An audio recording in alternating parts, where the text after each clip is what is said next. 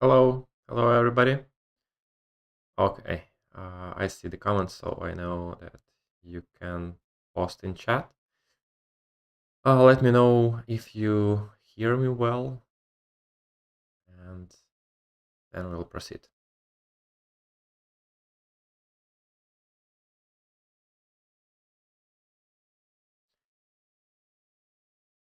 Okay, by the way, if you have, like, during this event, if you have any questions, you can ask them in chat, and I'll answer like as as soon as I see them.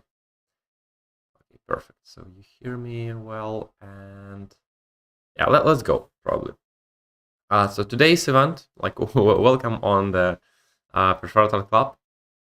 Today we have the Jmeter Scripting Essentials event, and we're going to talk about common Jmeter, like scripting best practices and approaches, how to work with Jmeter, so your like quality of your scripts and work like should be better.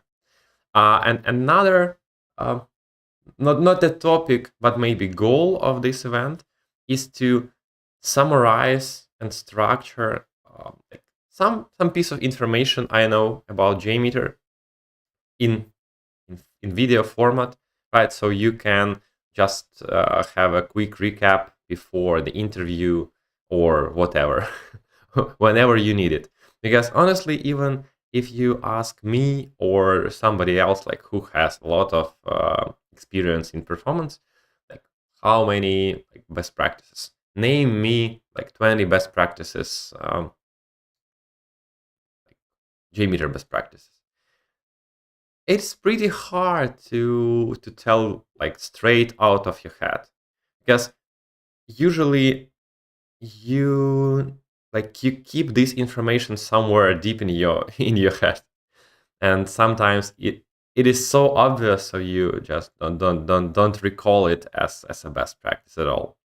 So I tried to aggregate it a little bit, so it will be help like it will be kind of help for me and for like all of you in future when you need to do this. So I believe you know who I am. If you are new to our events, or like you don't know who I am, my name is Anton. I work in ServiceNow. Actually, last 8 years I'm doing performance testing, and also I drive the performance testing community. It's called Perforator Club. You can join it in Telegram. So you can ask some questions or see new announcements about new events. Also, our events are on YouTube channel, so feel free to join. Like, subscribe, comment, all this stuff. So let's move on to the content. So generally, this event today, it's not for just like somebody who don't know JMeter at all.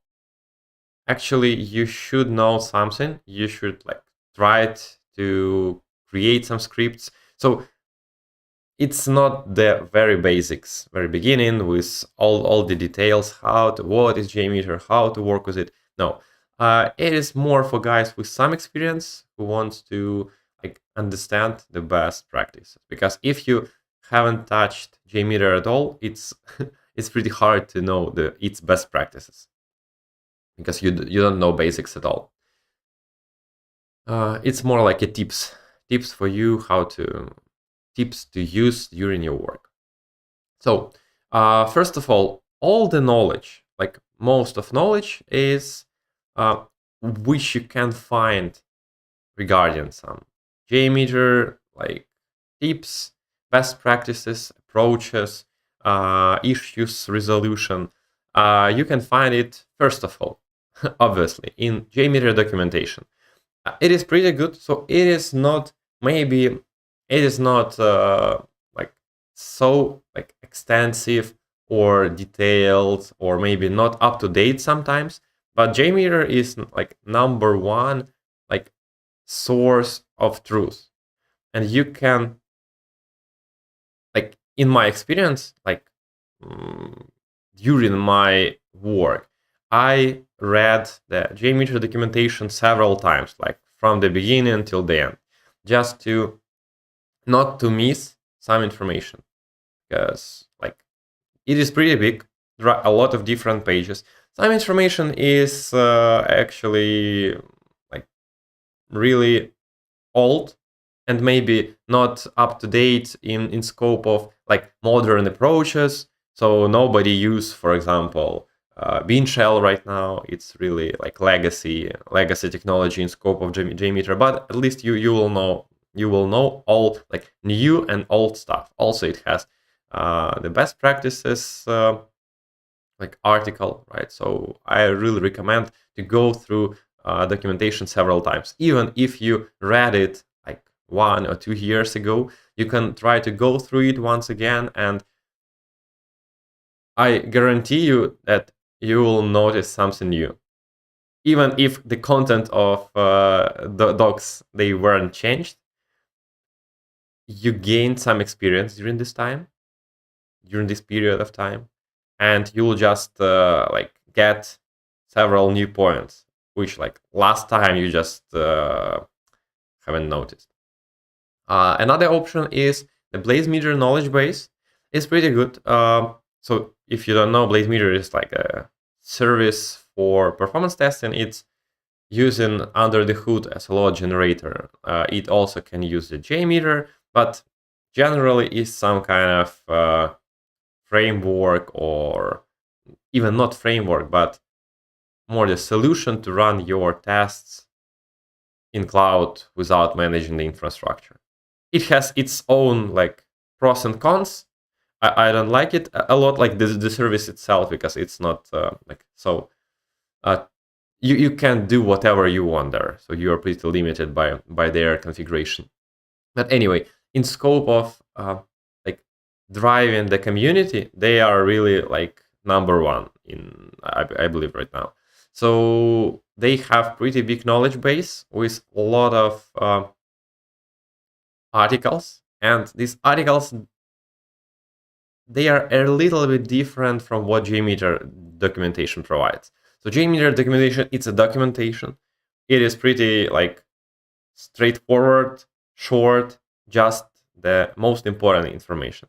In BlazeMeter docs, you can find more like articles. Like some guys, some performance engineers or devs, they create like an article about what is, for example, uh, you know, what is HTTP2 plugin or request. And they are providing more details, some use cases, how to work with it, what are the problems, how to solve them. So it's more like docs plus examples of usage. Sometimes it's useful, sometimes not. Also, don't hesitate to go through the documentation.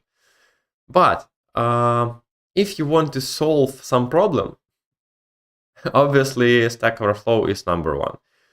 In scope of Jmeter, it's really hard to find really unique problem which was not like solved by somebody else. So in my experience, I had like in really complex scenarios, I had some like challenges to find like resolution for my specific like goal, right? But in most cases, you can find whatever you want, especially some stuff related to scenario structure, doing some logic with built-in elements, Groovy scripting, like custom scripts in GSR, 2 to 3 elements. Don't waste your time by like creating from scratch, something from scratch. You can easily find ready solution and then just modify it. Past experience and community. So that's the two also interesting sources of information. Even like if you work on the same project for 5 or even more years, you stop growing, especially if you work on the same technology, on the same project, on the same application, with the same set of tools. You're like in your own small world. That's why like going to some events, visiting conferences, or even like reading the chat, right? Performance testing community chat. You can like get some ideas, some like others' experience.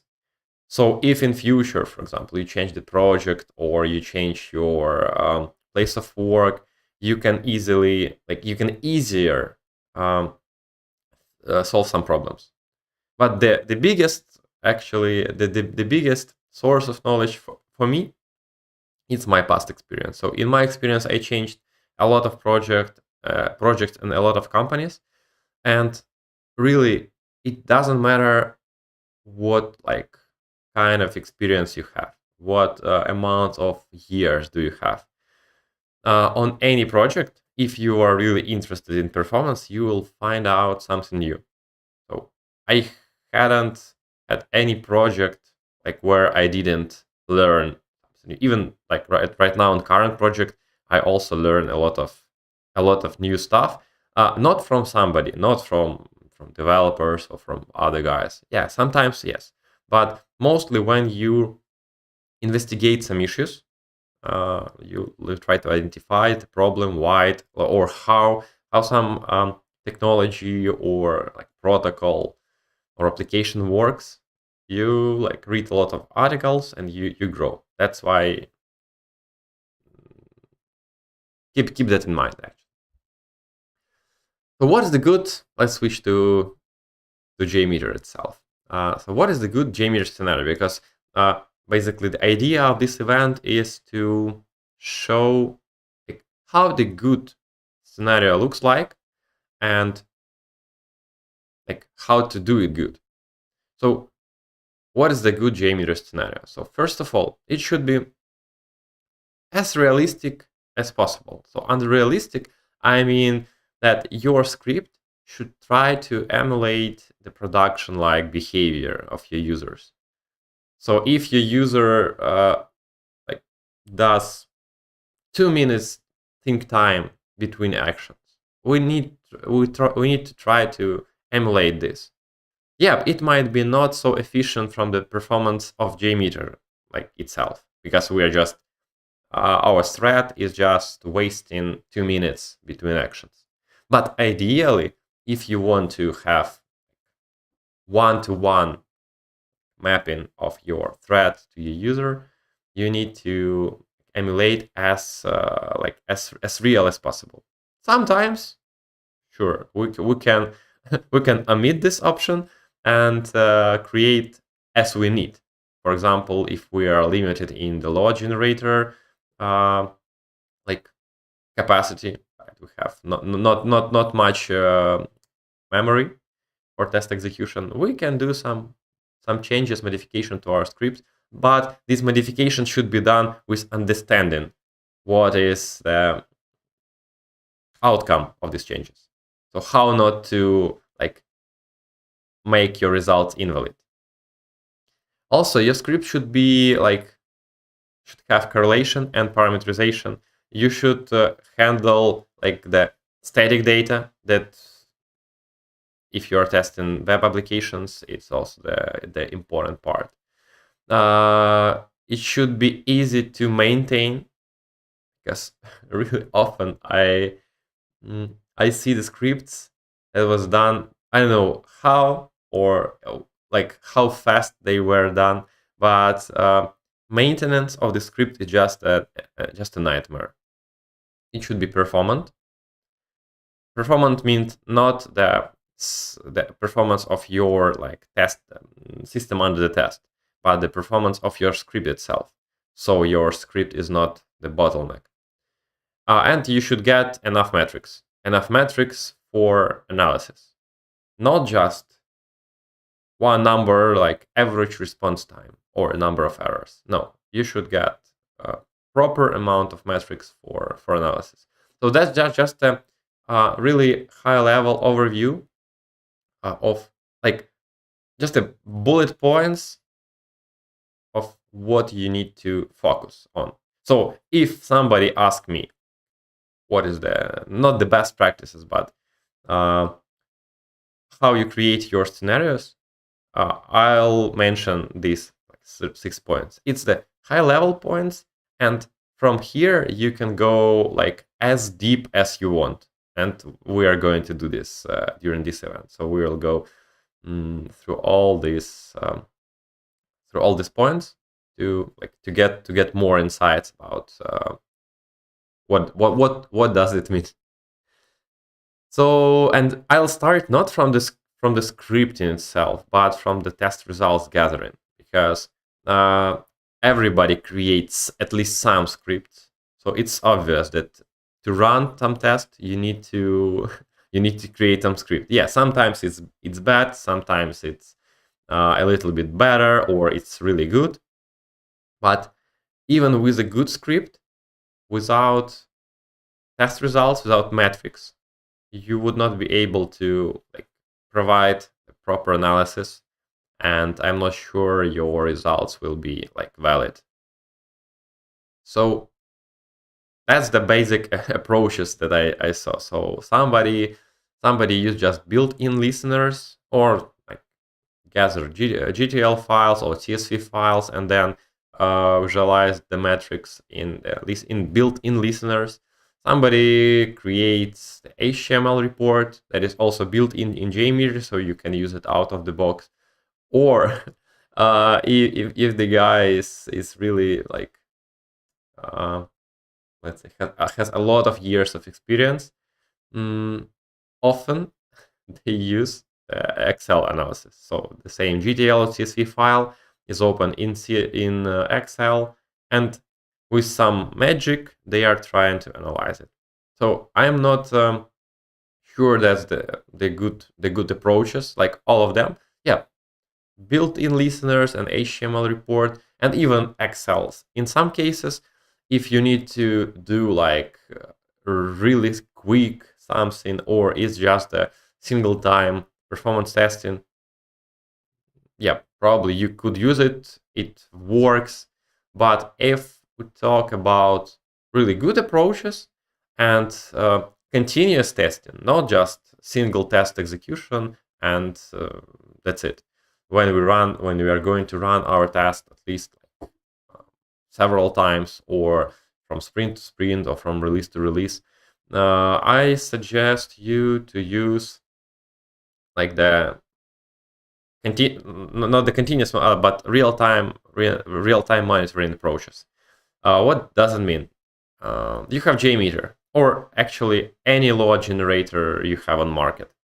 Most of them, they have ability to be integrated with some databases. So the easiest way to go through this process is use Jmeter, InfluxDB, and Grafana. So it's really it's a stack of technologies, right? That are like seamlessly integrated one with each other, like with pretty like only few configuration changes needed. And as a result, you got really great real time. What's important? Real time monitoring. All your historical test data is saved into database, and you can work with the data as you wish. So you have the raw data in database. So if you need some new chart, or you want to modify something, visualize it in a different manner, feel free to do whatever you want.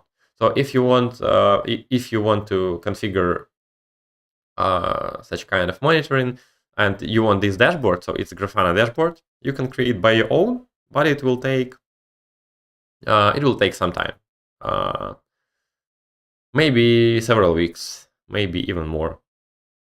So these dashboards, I was creating them like really with several iterations, and right now I'm happy with them. So let me know if you need it. I'll share it with you, or basically just join the perforator club, and in the files there is the JSON file for this Grafana dashboard.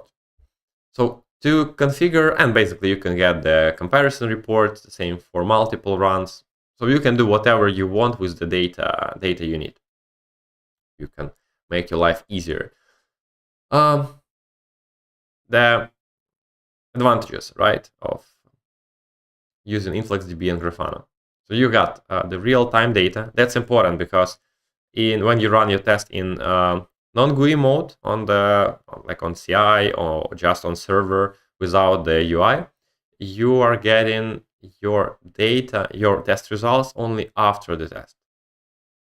It's some kind of problem because you don't see what's going on during the test. So probably you can. Usually, I just see if I have any issues in my script or the issues on the test application during the test, and I just stop the test. So no need to wait for hour or two to get the results and just understand that your test is invalid and you need to rerun it.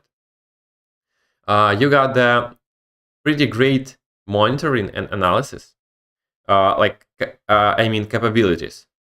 You can build a lot of different, you can display data in a lot of different panels, like with visualizations, like in charts, tables, some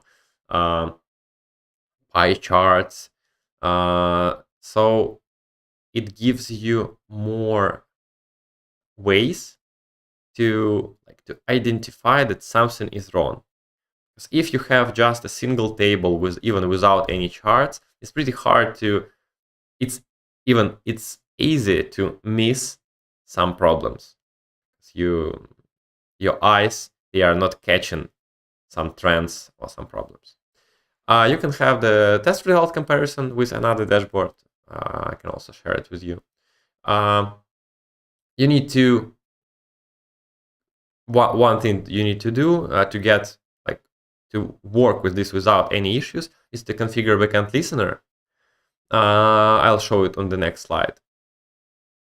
Yeah, and basically, if you need dashboard, just contact me.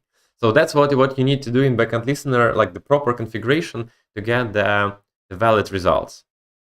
There are some pitfalls that you might face on some kind of projects.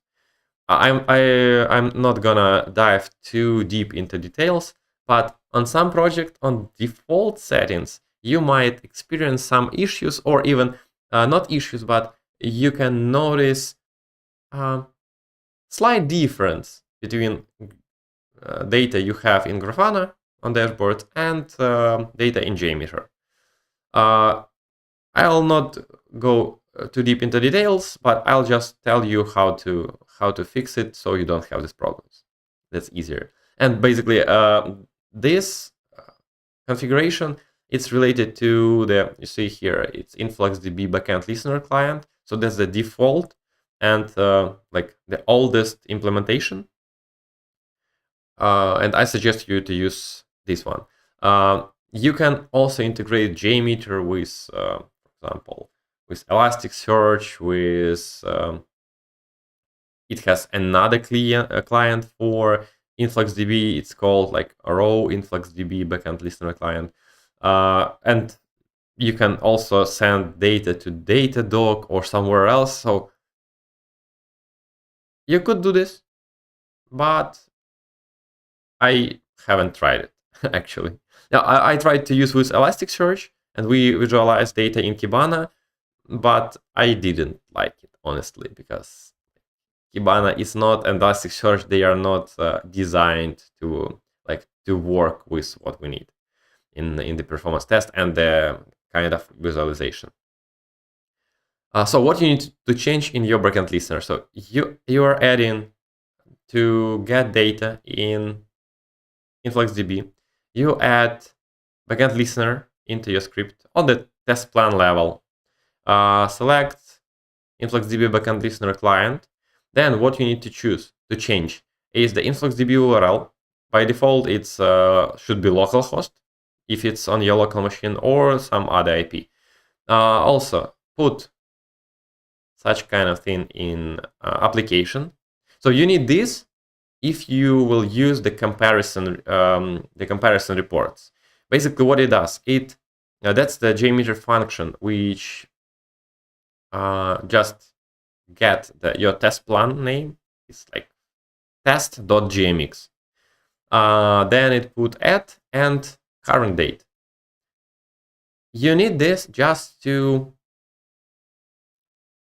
have a list of test executions, so you can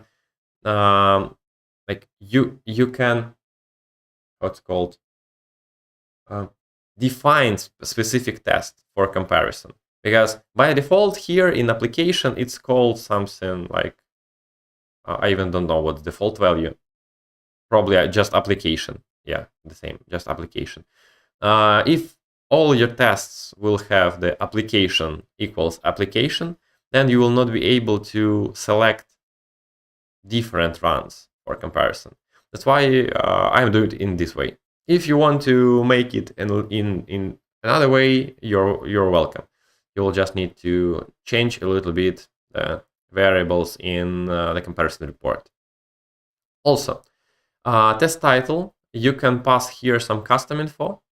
It's useful, for example, if you need to go like you are running different tons of different tests on different environments, on with different goals of test. You can specify everything in this custom info property. So you,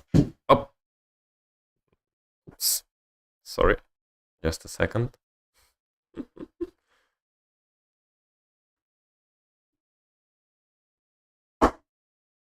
Should be good. Let me check.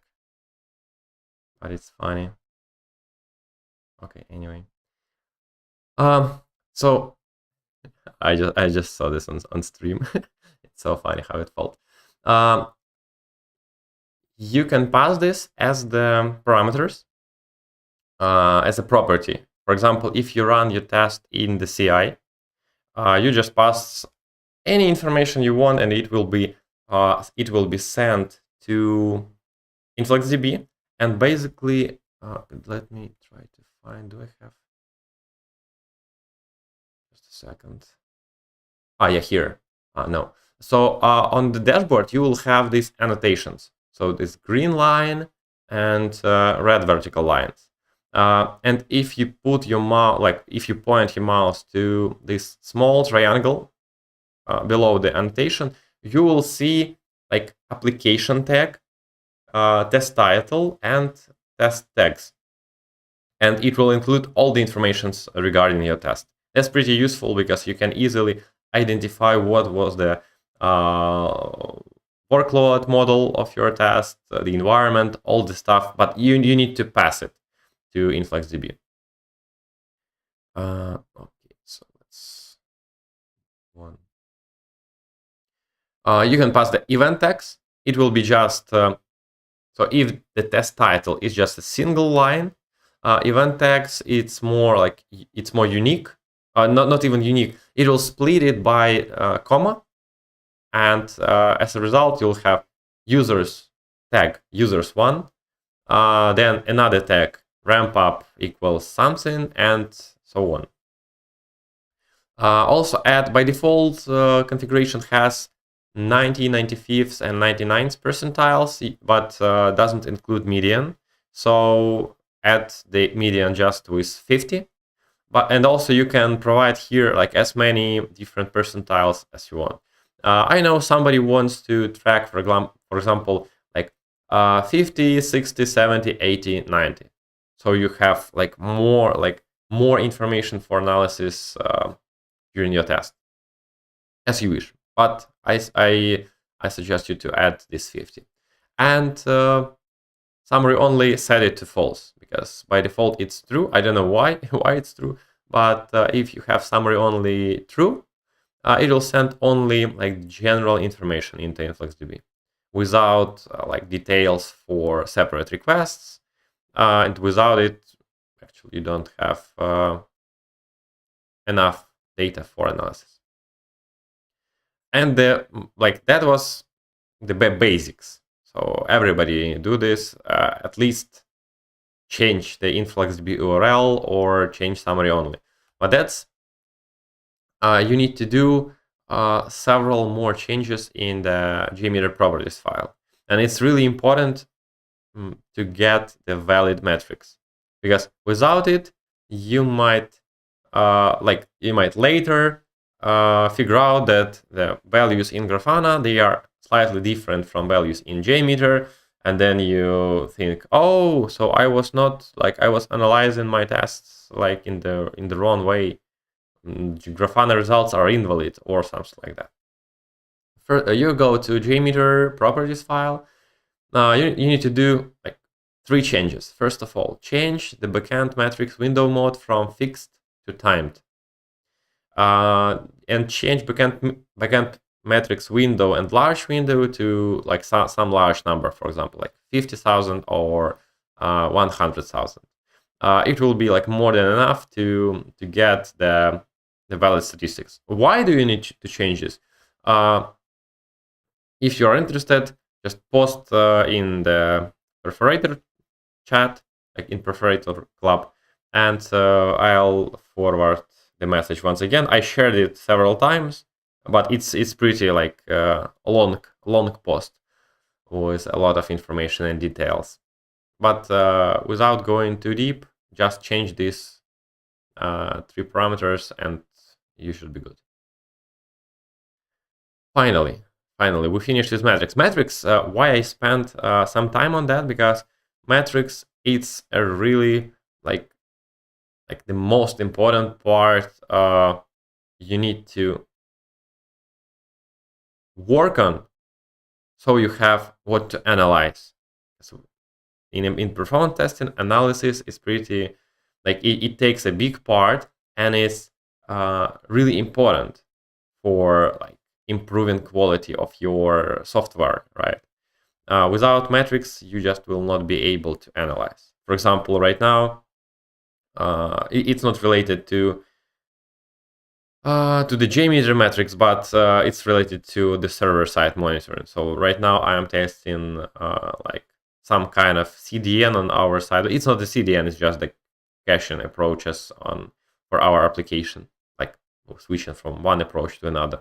So changing this Nginx, like we will load in Nginx basically with a lot of stuff, and like current solution which was provided by another monitoring team, it doesn't show us the cache metrics.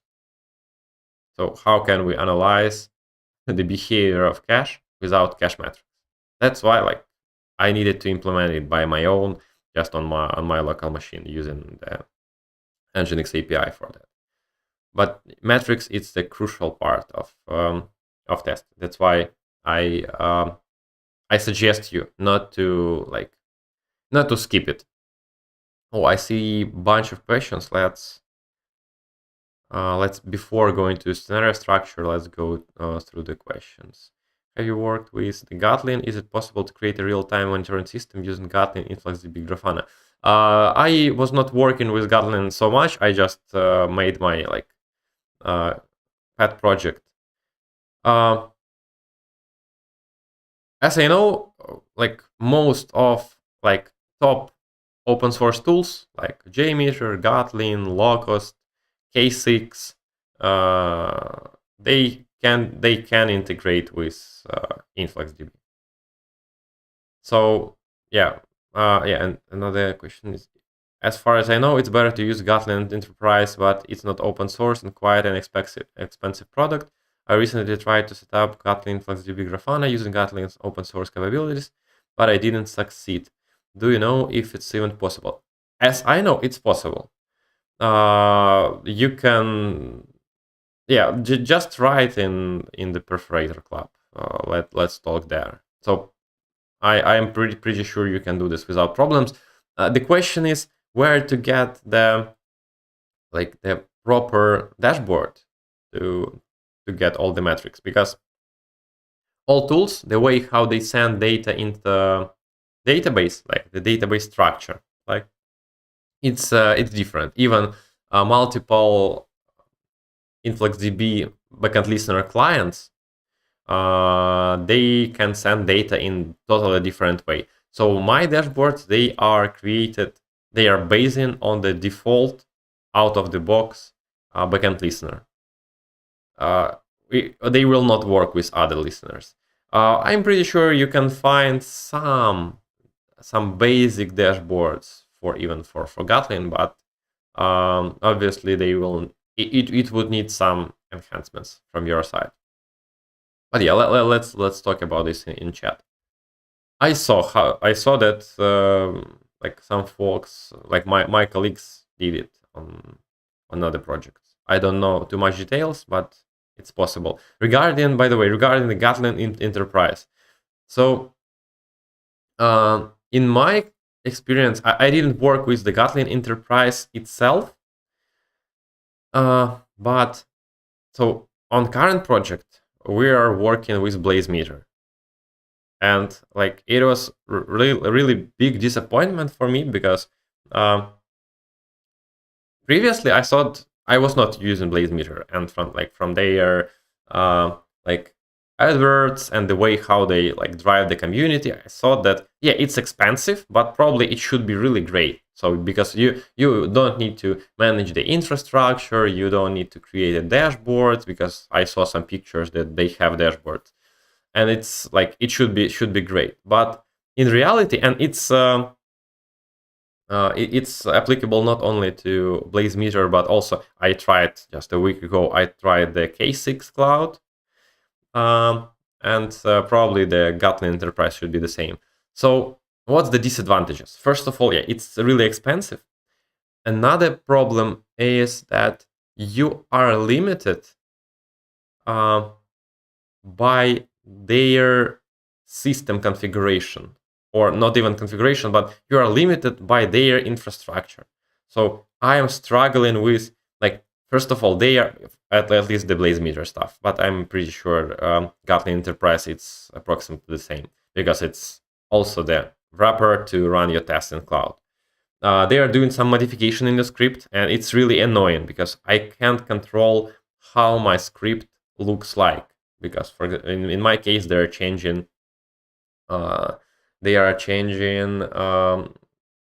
my default thread groups, like the basic, to some other thread groups, other type, like concurrency thread groups, something like that.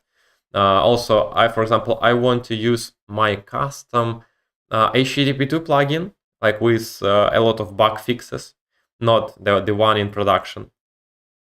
But I can do this easily. I need to use Taurus is also another framework to run your test. Make some magic using Taurus to change my plugin, and then like I'm just I'm forced to use it. I don't want to use it because it also provides me a lot of problems. So if you want to change some, or if, for example, you want to add memory or change some garbage collection stuff, you're also pretty limited in this because you are not owning the infrastructure you're running your tests on. The same with the monitoring. It's also crazy. For example, in Blazemeter, it's only one chart. Yeah, you can get there a lot of metrics, but in reality, it's not very like useful or efficient to use, because it's only one big panel where you have like tons of different metrics, and you need to choose it again and again. So as you see in my dashboards, I have a lot of different panels, because during the analysis you need to have separate tables, separated like transaction, your user actions, your requests, detailed charts, more aggregated charts, so you have different points of views on your test results. But there it's only single one. So if summarize, if I would choose what to use, like some kind of third-party service provider, for example, Blazemeter or some cloud executors, I would not choose it. I would just spend some time, maybe like week or maybe some a little bit more to create like the same approach. Actually, you need to configure in scope of Jmeter. To configure Jmeter in FluxDB Grafana, you need to spend, if you're doing it like first time, you need to spend like several hours. But if you did like, I'll configure everything maybe in 10 minutes maximum. So it's really fast. Longer probably will take if you want to make your distributed tests as Blaze Meter. Yeah, the cool feature there, that you don't manage the infrastructure and you can specify, for example, I want to run my tests on 200 servers. Yeah, and you are not well, like you don't care how they did it. It just works. So if you need to run like big amount of tests, big amount of loads, yeah, probably you need to implement something similar. But it also it doesn't take so long. And for most projects, only one instance is enough. So it's not a big deal. So I would go with your own infrastructure and open source tools. Can you please recommend the hardware configuration for typical load generator in the cloud and the hardware configuration for monitoring instance in Grafana and Influx? So it depends, as usual. It depends. So you can use. I don't recommend to use if we're talking, for example, about the AWS. So I don't recommend to use T2 instances because it is instance with burstable performance. I believe they call it like this. So generally, what does it mean? So you have some amount of credits, of CPU credits, which allows you to use like 100% of CPU. But when you use 100% of CPU, you spend these credits. And after you are out of credits, your CPU will be limited by 25%, I believe, and 75% will be marked as like stolen. So AWS just limiting your instance CPU performance, and it might be the problem if you need to run some long tests, like, several hours test, or just a big load. You might face the problem that first like half an hour everything is good. Jmeter has like most of requests, most of CPU to generate load, but after 30 minutes, load just starts going down because CPU is limited. Usually you can use like M5, I believe. Yeah, M5 instances. It is not limited with these credits, and it's like optimized for CPU memory. Like it's just general type of instance. Regarding the size of it, you can play. So the problem is not even the problem. It's hard to guess.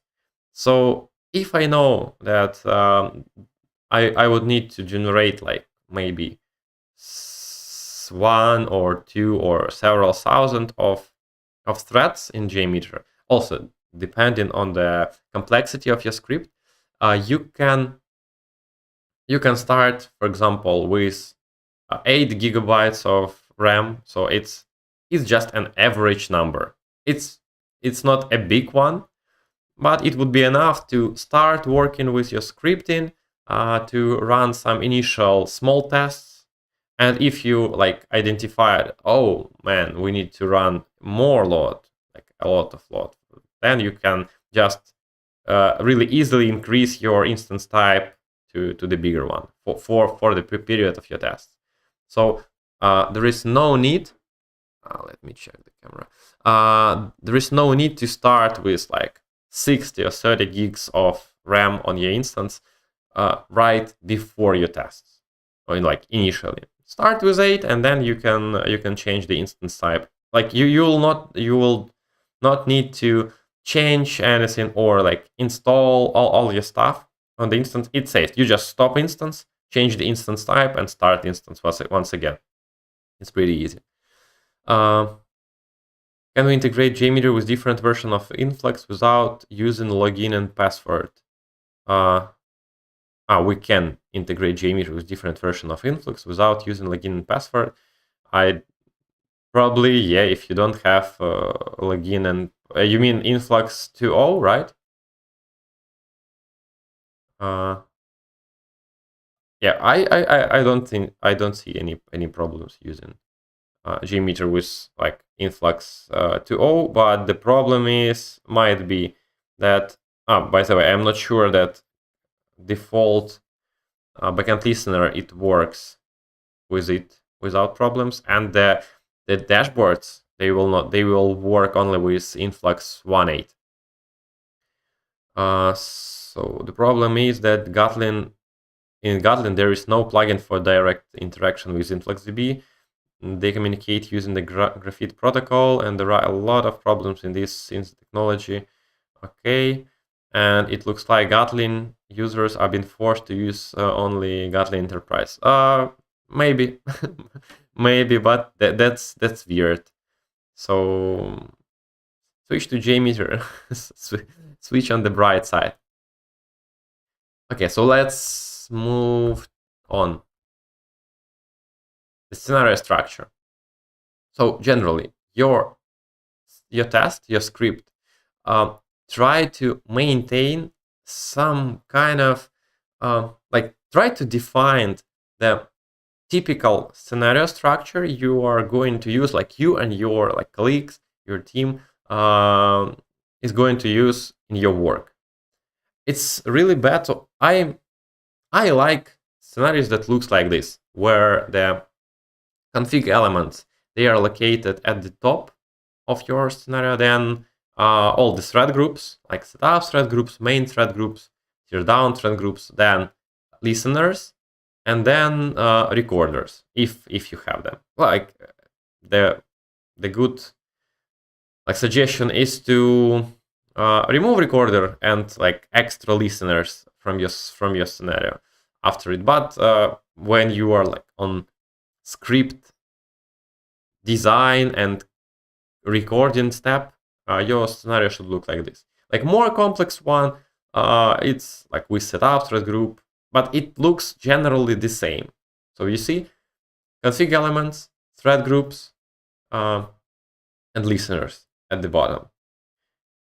You can in somebody don't like this view of your scenario. Somebody likes your listeners located at the top, for example. It doesn't matter so much. I like this way, but you need to define the typical scenario structure, and all your team members should be using this these approaches. Why? Because if you have a bunch of different scripts and all of them they are really different from the structure endpoint, that is bad from the maintenance standpoint, and also it will require more time to understand what's going on in this script and maybe fix this, or it will increase the initial time for some newcomer, new engineer to understand how you what's the approach of creating scripts in your team or company. Because if all scripts are totally different, it's pretty hard to understand the approach. That's random approach. So from here, accept the structure. Try to define the naming convention. It means that generally you need to name, first of all, you need to name all the elements you have, especially if you have some post processors or GSR 223 scripts or preprocessors. Try to name them with what it is doing. In this case, for example, we have post processor. I believe it's regular expression extractor with get and name of variable. Because if you don't name your these extra not the extra steps, but like post processor, preprocessors, your script will be a mess. Because for example, here I have only one. But what if I have 5 or 10 extractors in one request, and all of them they are called regular expression extractor? How would I know that what's going on inside it? I don't know. But with the naming, with the proper names, you even don't need to click on this element. You can understand what's going on in different parts of your script without like navigating through these elements. Regarding the names of variables, in my case, I like and I suggest you to name the variables in such a manner. So camel case with underscore between words. Why? So first of all, it's just easier to catch your eyes on these variables. If you have it's not the first point. Actually, first point is I believe I'll have it on here. So let's skip. I'll talk about this on the next slide. So pay attention into naming convention. At least it should be. It doesn't matter how you name your variables, with camel case, with I said camel case. No, like capital, with caps lock, right? With capital letters. You can use it with camel case or with lowercase, but the approach should be the same. Like the convention should be the same. So elements location I said about it, and elements naming convention also said. So try to name variables, try to name elements, and try to like locate elements in the proper way. Be careful while recording. What does it mean? So you can actually make a lot of problems for you when you are doing when you are recording your requests. What does it mean? So during the recording, actually here these steps we also will go deeper into the details on the next slides.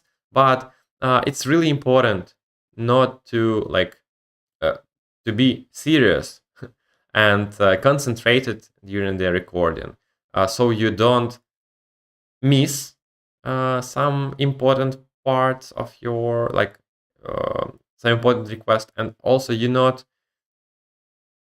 record extra stuff, like extra unnecessary request in your test. We'll talk about this on next slide. Also, try to keep your scenario logical. So it for example, here we have the thread group, and using logic controllers, we try to build the logic of end user behavior. We go to main page. We have like some limitation, percent limitation. Then we have some if controller. Then we open bunch of we aggregate requests into user actions using transaction controllers, etc. So your scenario looks more real. Control the load profile with two options. Actually, load profile is how many or how frequently you are sending your test is sending requests or executing some actions. It is controlled usually by timers. For example, here I don't have it on the picture, but anyway, you can add some delays between steps. So you control the load profile, the frequency of requests. It's similar to reality, and also you can control the percentage of some execution. If you, for example, here you want to log in only in 30%, you you use, in this case, it's throughput controller. It's not controlling throughput, it's just badly named. It's controlling percent of execution. So you need, when you create a test, you need to debug it and validate. We'll talk about this later. And reuse elements only if needed. Only if needed. We'll also talk about this a little bit later. Elements naming, right? So try to name. That's what I talked about. You might, if you don't name like here, you don't change the name of pre- post-processor samplers, you will have scenario like this. You don't, without clicking on this element, you have no idea what's going on. And compare with this approach, when you see, even on the high level scenario, you see what's going on. So I know that here we are setting card for cookie. We are setting cookie card. Here we get the card code, and here get bunch of product variables. It's much easier to work with. But when you parameterize your script, try not to use the variables. Like, not even the variables, but try not to get the variable name. Try to use it in, try to put just a name variable here without this dollar and curly brackets. Why? If you parameterize it, you will get tons of unique metrics, like tons of unique results in test result, in Grafana, in your CSV files, where you analyze the results. And the problem is, main problem is that you might get not enough statistics per each request. What does it mean? So imagine we open different products, and we have like 1,000 different products. So if I use here dollar and curly brackets and product name, it means that Jmeter will put here all different products name, and the results will be with these different product names. So in the final table, I'll have 1,000 different shop product, some product requests, each single sample. So each one was executed only once. It's really hard to analyze this, because usually when you analyze performance tests, you analyze the aggregated data. So what does it mean? That you have some request, for example, shop product name, and this request was executed like, in our case, 1,000 times. So you have 1,000 executions of the same request, so you know the statistically trustable result. So they are valid from statistical standpoint. If you have only like 1 or 2 executions of some request, it's not valid from statistical point of view. That's why I try not to parameterize it. And also, if your name will be parameterized, it would be really a mess. It would be hundreds or thousands of different requests. But you need to change this name. So don't leave it like it was recorded with some hard-coded value. Just put the name of your variable you're using here. So when you analyze the results, you will know that, oh, this request is parameterized. Yeah, that's the point number 3. If you're using actually both API, if you're testing API and web applications, and you have a lot of requests with the similar path, for example, like index HTML, or like index PHP, or some like batch, whatever. So you have different logical requests, like function, different requests, they are doing different logic, right? But the naming is the same. You can add some like extra details. You can add method or just extra details, the name of this request, so you know what is so you can somehow like identify this request in your test results. Because if you don't add these details, all statistics will be gathered just in single line, like index PHP. That's it. And it doesn't matter that you have that request did different logics on the server side. So for example, for API testing, I'm usually creating a request like this. So I set, because in API test, when you're testing just the backend, right, we usually have one resource. In our case, it's v1 host login, and we need to test like get, post, put, maybe some post with multiple parameters. So I specify this with that in name. So I get it in the separate separate metrics. Element scope. That's really like trivial, but important and easy to miss. So pay attention to where your elements are located. So what's the element scope?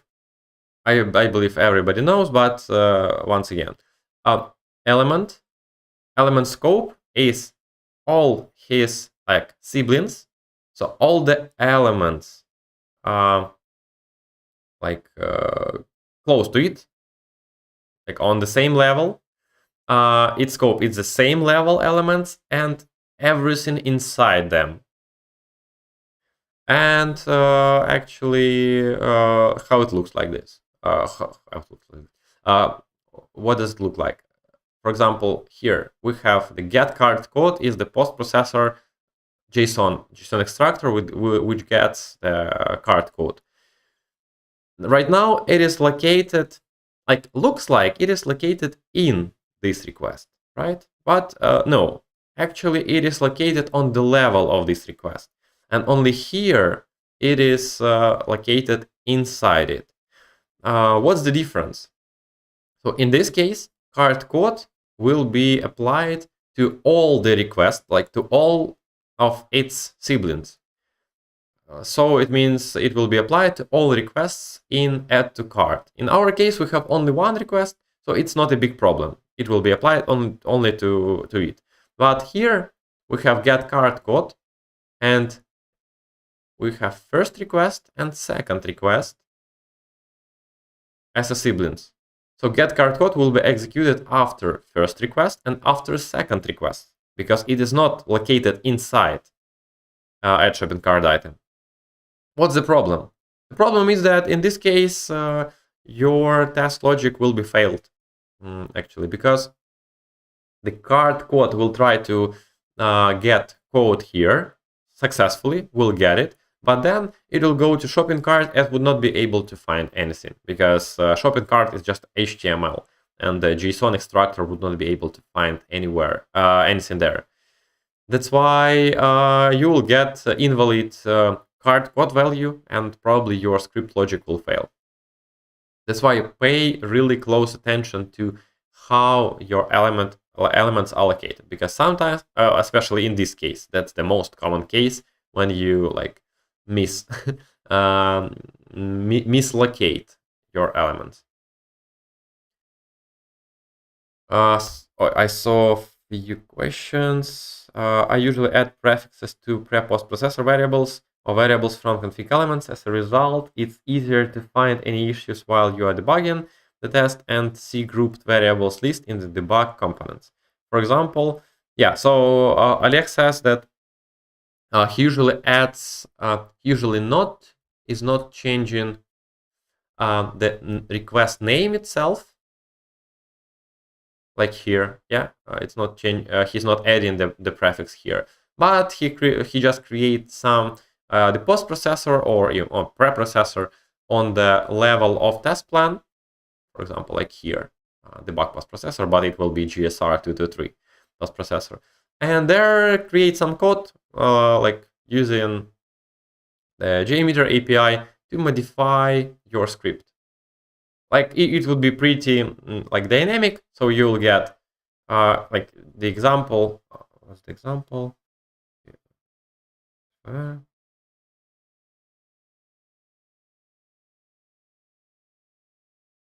these are created entities. I didn't quite get the example, honestly. Yeah, it's can you provide another example? So in my case, what I was doing, so not to change each and every request manually. I created just a post processor which changes the uh, sample label. It's a name using the sample sample result method and sample result name. So you just add the method before, like as a prefix before the naming. It has its own pros and cons actually. Pros is that you don't spend a lot of time on manually changing all your requests. But on the other hand, it's the extra work which is done after each request. So I am doing this only in this test where um, I have some like free resource, for example, like memory and CPU, during my testing on my load generator. So if I am in pretty tight conditions where I need to get as much from Jmeter as I can, then I would not use some extra GSR 223 element, because my goal would be to minimize any overhead done in Jmeter. So if my goal is to get as many requests per second from my load generator, I would spend some time and manually change the namings. Yeah, it would not be time efficient from my perspective, but the performance of my script would be faster. Element scope pass. So scenario recording. As I said before, it's really important in getting good scenario. So my suggestions. There are a lot of details here. So my suggestions is to, first of all, use suggested excludes. Click in HTTP the script recorder. By the way, I suggest you to record your requests in Jmeter itself using built-in HTTP the script recorder, not using the BlazeMeter plugin or Fiddler or whatever. It would be just easier for you not to miss like any important information, like when you create your script like step by step, like action by action, you have more chances more chances to identify like some problems, not even maybe not even the problems, but uh, some kind of wrong actions you did in the application itself. For example, you started recording with not cleared cache, or you started recording with logged in user, but the scenario is for guest user, etc. So you are analyzing your tests deeper, step by step, so you can identify problems like sooner, comparing to, for example, if you use BlazeMeter plugin, which is just plugin in your Chrome or Firefox. There you load everything like in one go, just end-to-end scenario like in one go. That might, believe me, it might cause you problems in future. In some cases, might not, but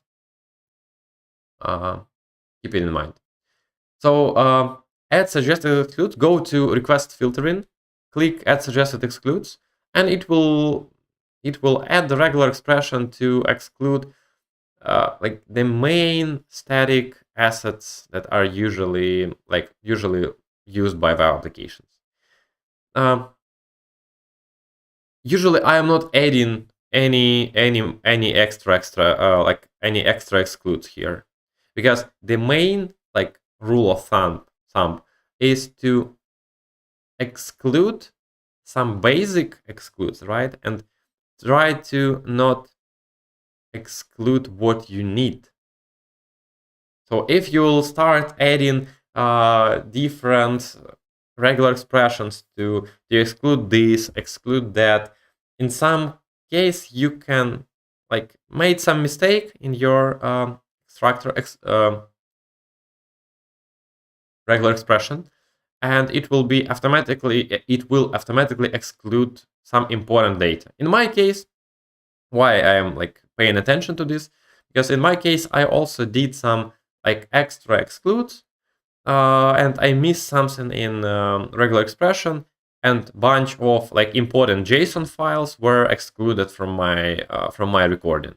Yeah, I identified this, but it was really stupid mistake. So I try not to exclude as many as possible. It's just easier to then just manually go one by one through all the requests and filter them out. Second point is you need to remove all the hard-coded static data from your scenario. It means that when you added default suggested excludes, some of static content will probably be recorded. Maybe some like other types of assets, so something will be there. You remove it. So by default, we remove all the static data from our script, manually or by the exclude filters. It's just a rule of thumb. It's pretty rare case when you want to keep your cache content, not cache content, but static content hard coded in your script, because it's not logical at all. It's pretty hard to parameterize it, and even there is no reason to do it in this way, because Jmeter provides you ability to load static content dynamically. You can add the HTTP request defaults, go to advanced, and click these two checkboxes: retrieve all embedded resources and parallel downloads. It's important to click both of them, because that's how the browser works. Browser creates 6 parallel it's not parallel threads, but browser creates maximum 6 parallel connections per domain, per host. And in this case, by default, this configuration, it tries to mimic the browser behavior. So we remove the hard-coded cache, hard-coded static data from our scenario, but we go to request defaults and enable retrieve all embedded resources.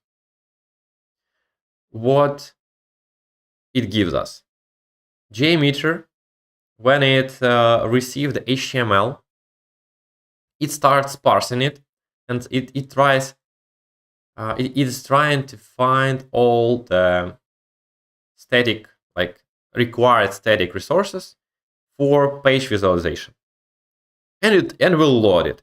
But one important note, that you should not expect it to load everything like a browser, because Jmeter will load only what is available in HTML.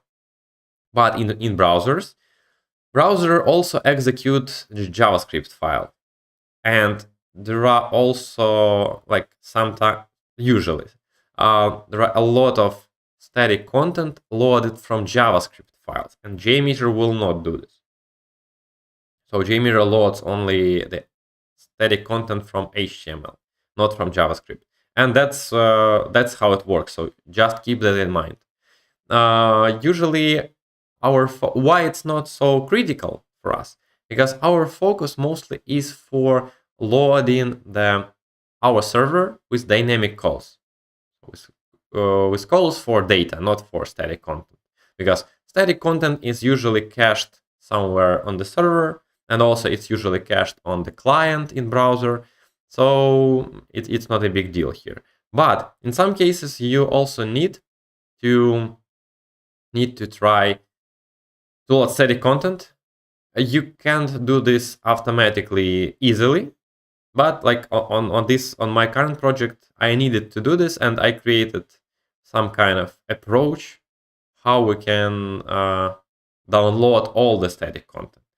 I'll create some later. I'll do another event to share my approaches.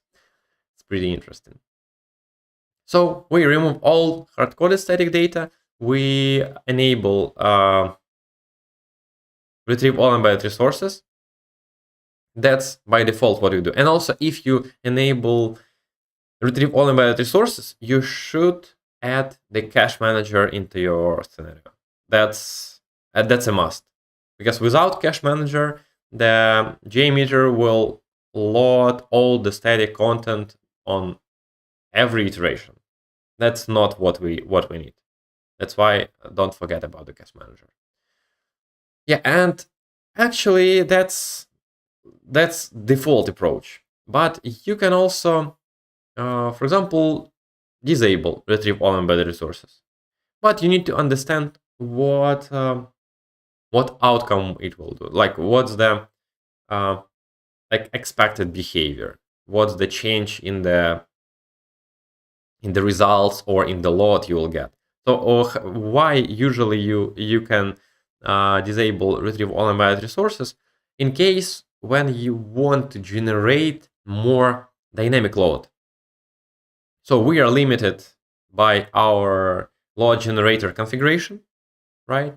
And our goal, and like right now we're generating maximum 1000 threads, and 1000 threads and 200 requests per second, just random numbers. But our goal is to generate 400 requests per second. So we are trying to optimize somehow performance of our script so it use less memory.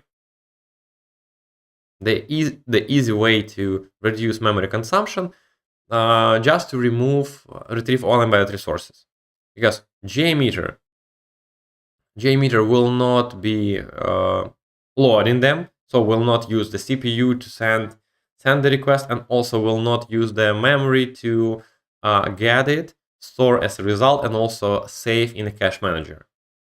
So it's pretty good optimization. On third-party resources. So that's like everything related to recording. We talked about the static content. Now it's time for third-party resources. Also, by default, we remove all the third-party requests from our scenario, because we are not interested in loading them. Our main goal is to spend our load generator resources to generate load for our application.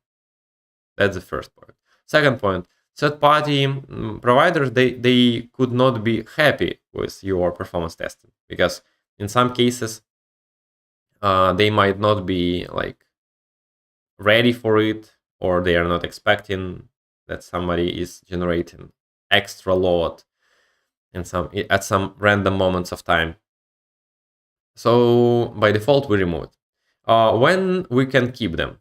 So in case when it's pretty like big and like crucial part of our system, right? We are pretty dependent of them on their performance. Like without it, our users will not be satisfied, right? And we want to test their performance. But in this case, if you're gonna test the third party, keep it in test. If you want to test their performance, contact them. So they could provide you some sandbox environment or a separate environment, not to load their production instance with some synthetic load. If you don't need to test their performance, but somehow third party is like built into your, not the testing process, but the system behavior, you can mock that responses. So for example, I was using the wire mock. It's a Java based, pretty easy to start, and uh, let's say mock with a low level of like intro level, but with a lot of different features and abilities you can create, right? So you can mock them and just change, for example, in your system configuration, you can change the links from the third-party production instances, right, to your mock. And your mock basically just throws some predefined responses with which your system is happy. So examples of third-party. What we need to remove from your scenarios. Google Analytics, like generally, some analytics services, advertisement or advertisement services, like different data for different banners, payment systems, estimate like delivery estimations, or some even delivery booking or something like that. Browser internal trackings.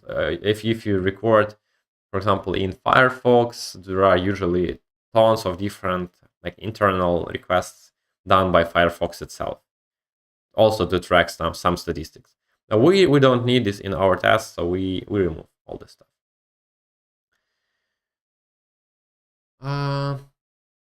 Yeah, recorder. How do we like the approach? Previously, I said that I recommend you to record your scenario in Jmeter, not use some separate tools for that. I suggest you to use the recorder, the script recorder, and first of all, before even recording any requests, think about the end-to-end scenario you want to cover. Like in my case, yeah, it is already recorded, but in my case, it is open product page, add to cart, checkout, proceed to checkout, and some other actions. Create a thread group and create the transaction controllers for these user actions.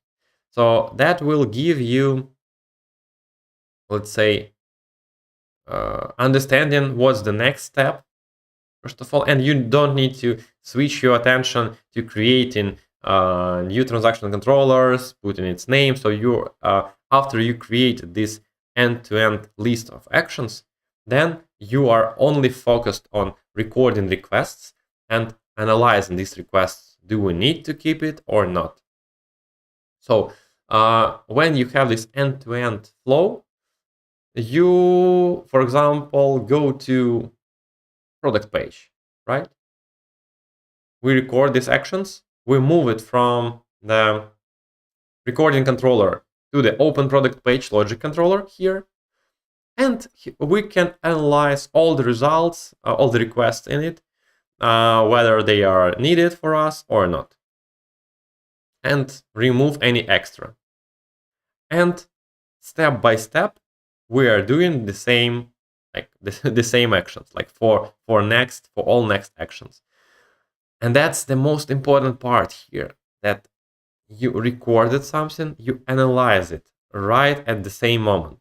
And if you made some mistake during recording, you clicked some button like several times instead of one time, you parameterized something like in the wrong manner, or you see some unexpected behavior from the request's perspective, it's easier for you to just to recreate it from scratch, this specific action, and not recreate all the tests from scratch, like all the end-to-end flow from scratch. Yeah, so it's requests should be grouped, like you see on this screenshot, right? So filtering, we talked about the filters. So it's better actually to leave more and filter out it manually. Don't try to filter out like automatically all the extra requests. If you see something is weird in your scenario, for example, you see some duplicated requests. In our case, it's provinces, or shipping quotes, 1, 2, 3, 6 different shipping quotes. It looks not logical, right? Maybe it looks logical. For example, shipping quotes. If we go through this request, if we try to find out what's the difference between them, we'll figure out that. Come on. Sorry, something is wrong with my tripod. So we'll figure out that difference is that when you fill the postal code or zip code, you fill 1, 2, 3, 4, 5, and for each request, new request for each number, new request is sent. It's weird. Why do we need to send new request for each new digit in your number? That's strange. So in this case, I would like cooperate with developers, trying to understand why it works like this. Probably, and it's really cool that during recording and this parameterization of your load test script, you're working really tight with the requests, and you can find a bunch of functional bugs, which also have impact on performance, like some request duplication. I had one project where we migrated, like there is a Magenta framework, right, like for e-commerce, and we migrated. The project was actually to migrate from one version to another version, and after migration, there were a lot of pages. When you, for example, you go to cart, you click like update cart, you modify it, for example, amount of items in your cart, you click update cart, and there are like 4 totally like same requests sent. So when you open cart, 3 requests, like similar requests are sent. When you modify, 4 requests, and it generates extra load on server, and server is actually overloaded because of that. So even without improving the performance of server itself, we were able to like decrease like open cart from like 40 seconds to 5 seconds, just because we removed all the unnecessary requests from our script. So pay attention to the logic. It should be like, you should understand why these requests are sent. If you have requests, sometimes you will have some toggle requests after recording. It means that the recorder saw that request was, you see here, detected the start of the redirect chain. So it means that commit order, usually if it's successful, it will get 302 response code, and it means that browser should redirect to another page. So recorder recorded confirmation redirection page, but it disabled it. Why? Because by default, Jmeter has follow redirects enabled. So if server sends redirect status code, Jmeter will redirect it automatically. To it automatically. So these types of requests, you can remove them. Just remove. Yeah. So basically, I check. I talked about, I believe, all the options here. So once again, group your request into transaction controllers. Pay attention to the logic of your scenario. and like try to make it as realistic as possible. If you see any like strange behavior of the client, of how many requests it's sent, or sometimes request is sent is not in the right moment, then talk to devs. Talk to devs about this.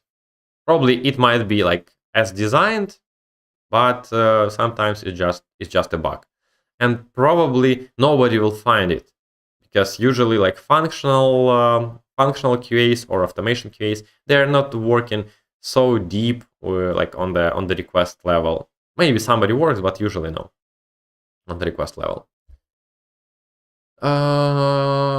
One like a cool feature at some in some cases it's the cool feature. On the other hand, it's pretty might be annoying. It's the after replace. So Jmeter or recorder specifically, it has the after replace feature, after variable replace feature. So how it works? If you have user-defined variables in scope of your HTTP script recorder will try to find, like if recorder see, for example, HTTP in some recorded request, it will automatically replace it by like protocol variable. And it, from the first sight, it looks like, wow, cool. So I don't need to spend time later by parameterizing it, right?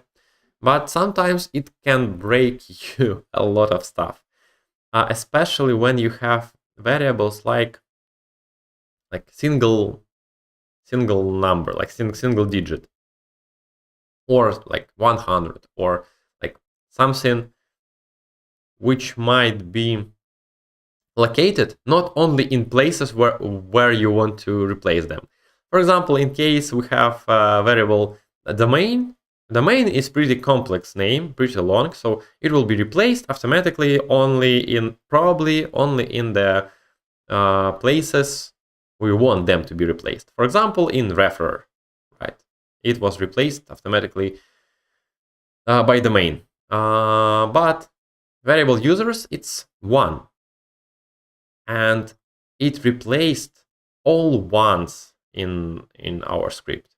So even here in name, in user agent, we have 6 users, RV users. It's not what we want to have. Yeah, in this case, probably it will not break anything. But I'm sure there are a lot of ones in your JSONs, like in your payloads, actual payloads, where you don't want to parameterize them. It might break the logic, and then it's really like time consuming to revert all this after replace, because you don't know where it was replaced, in which places. One note that these after replace work only if in value you have just a hard-coded value, right? If you have here if you're referring to the property, like you put here dollar, curly brackets, underscore p, so you are trying to read the property, and that's the usual approach how you should create your variables. Maybe I have the example somewhere, or maybe it's somewhere further. Anyway, so it will not work. It will not after replace, and that's actually good. So keep it in mind. If you have just the hard-coded values as a variable values, try to disable request defaults, or not request defaults, user-defined variables when you record your scenario. And after replace is also it works not only with user-defined variables but also with the request defaults. So request defaults will parameterize, like will replace the default values to blank values, because like only in this case HTTP request defaults would be applied to request. So that's the two options where after replace work. Before, now we talked about some points related to the script structure itself or recording. Now let's talk a little bit about, it's not related to the scripting itself, but some actions that needs to be done even before scripting. Because I talked about like keeping the load profile, right? I talked about some realistic user behavior, trying to emulate the realistic user behavior in your tests. Yeah, but how to do this? So before scripting, you need to do some work, like preparation work, to understand how what is the production uh, production usage, like the regular production usage. You can use it. You can gather this information in multiple ways. You can get the access log from your web server. It looks like this, just the timestamp when it was executed, a method, and request pass. So you can analyze it, just get the raw data from the logs and analyze it in any way you want. For example, this is Go Access IO tool. It's open source tool where you just get it, like put your log file inside it, and it will provide you bunch of information, like bunch of aggregations, charts, some statistics from based on your logs. So you don't need to implement your own like logic or calculation approaches for that. Or if your company is not a small one, or if you have some monitoring tools connected, for example, you can have Splunk for logs monitoring, or you can have do I have here now? You can have New Relic or Dynatrace or Datadog or whatever. Like any monitoring of production would be helpful, because even like Google Analytics, all these tools, or just simple logs, they provide you insights about number of requests that are usually done on prod. So you can build the statistics. Like here on this chart, you see, oh, it's a diagram, right? It shows how many different requests were executed, like per minute, on my environment. Yeah, probably my video is covering it, but you see at least part of it. So you can understand what's the expected load and requests distribution on the production, and emulate the same logic in your script. That's really important. During scripting, you analyze it before. So, and during scripting, you need to try not to lose this important information. On the step before, you got that we have 95% of guests and only 5% of logged in user. That's why in our test we need to try to emulate the same behavior. So that's the option 3 here. So it's the control percent of action execution. In the case of login, you need to use throughput controller. As I said before, throughput controller is not controlling throughput. It's badly named. It's controlling percent of actions. You just add, for example, login action into throughput controller and say execute only in 5% of iterations. That's why that's how you control the login. If you have not only like one action to choose, to choose, for example, we see that after moving to cart, in our e-commerce application. Our users, like 60% of users, they modify cart, like add more items or remove some items. Some of them modify, 60%, and 40% they remove items, like totally remove the item from the cart. In this case, when we have to choose between two actions or more, we need to use a weighted switch controller. It allows us to set, like here. Oh, you don't see it. Just a second. Let me do it like this. Now you should see it. So it allows you to specify, like, delete item, change item, 30% and 70%. In this case, it will just, in some case, choose one. In another case, choose another. Important note here is when you're using weighted switch controller, it has one, like, small bug, but really annoying one. So imagine we have these two items here. After you set the weight, for example, for change item, you set 70. You need to change focus to first line, like to another line in this table. Only in this case, the value will be saved. Otherwise, yeah, it will show you 70, but if you go, like, right after changing to 70, you go to another element somewhere else in your test scenario, it will show you 70, but it will not be saved. And like, you will save your scenario, you send it to Git, and run it on your CI, and then wondering why the percent distribution is not working properly. It is mentioned in its documentation, but who reads the documentation, right? Pay attention to this. Keep this in mind.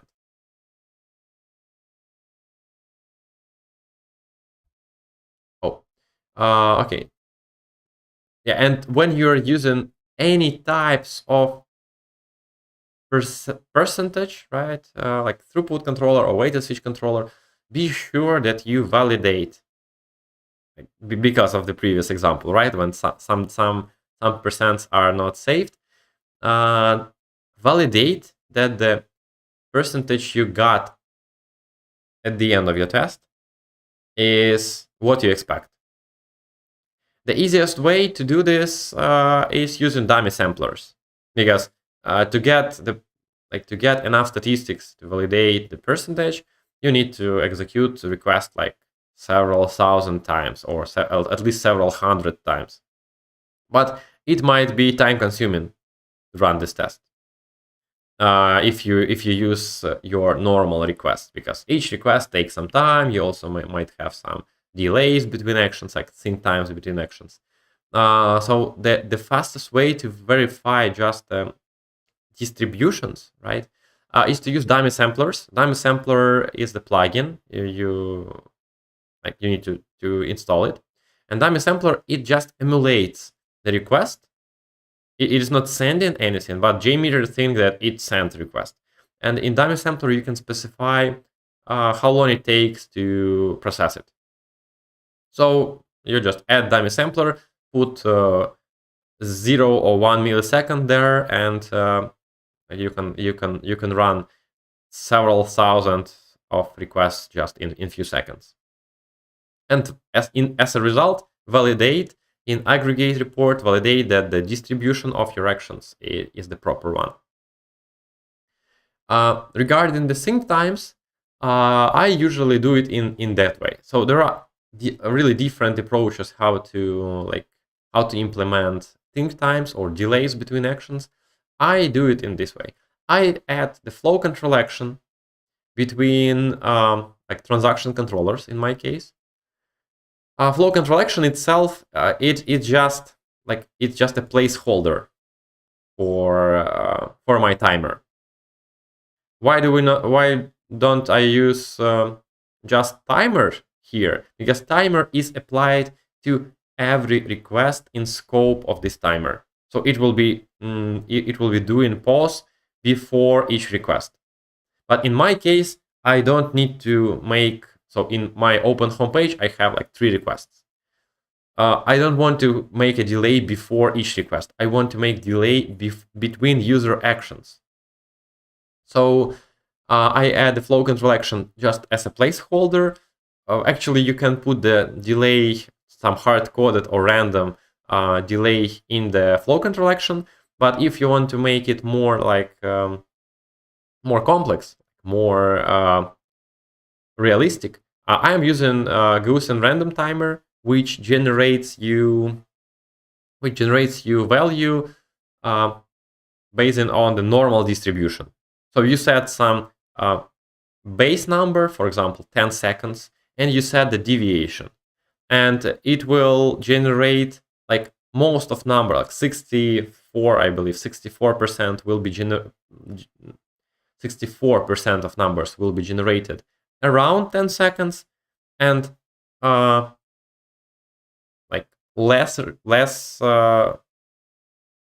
need to show you how it looks like.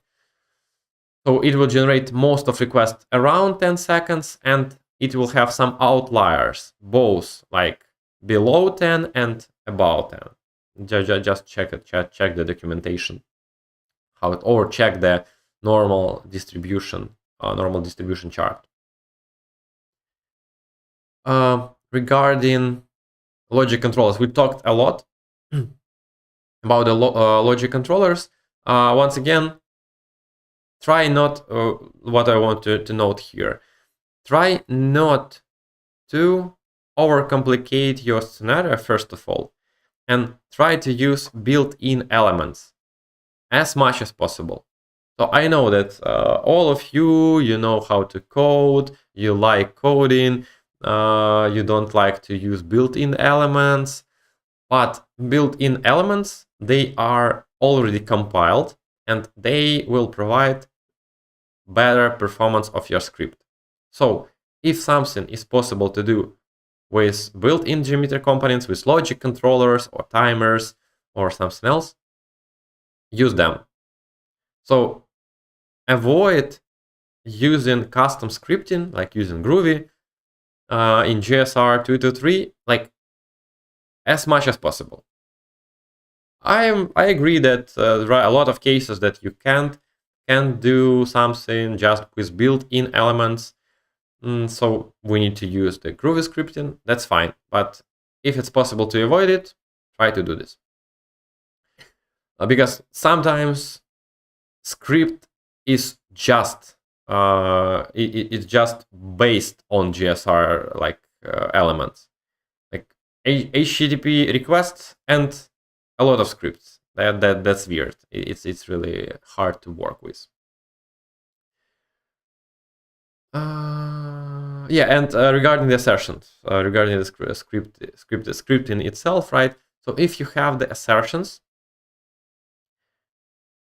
if you want to add the assertions, add them. So it's not the functional tests. Try not to add too many assertions on each request. So assertion is pretty like resource consuming operation, and it requires CPU, memory for that. And if you have a lot of assertions after each request, performance of your script would not be great. So try to use assertions only like in key areas of your flow. In our case, if we have this end-to-end scenario, I would add it maybe somewhere even at the end, like on submit order, just to check that order was successfully created, like only one assertion. Yeah, sometimes there are projects where application is pretty unstable, and you need to add these assertions, but that's not the common case. It's not like, well, even maybe 20% of projects. I had only one project where I needed to add a lot of assertions just because the application was not stable, and when it was failing, it was just giving me the 200 OK HTML page. with an error inside it. So yeah, that's the pain. So after you created the script, you need to validate your scenario. Validate, it means that go and check that your script functionally works as you expected. Functionally works means that if you create a user should be created. If you create an order should be successfully submitted.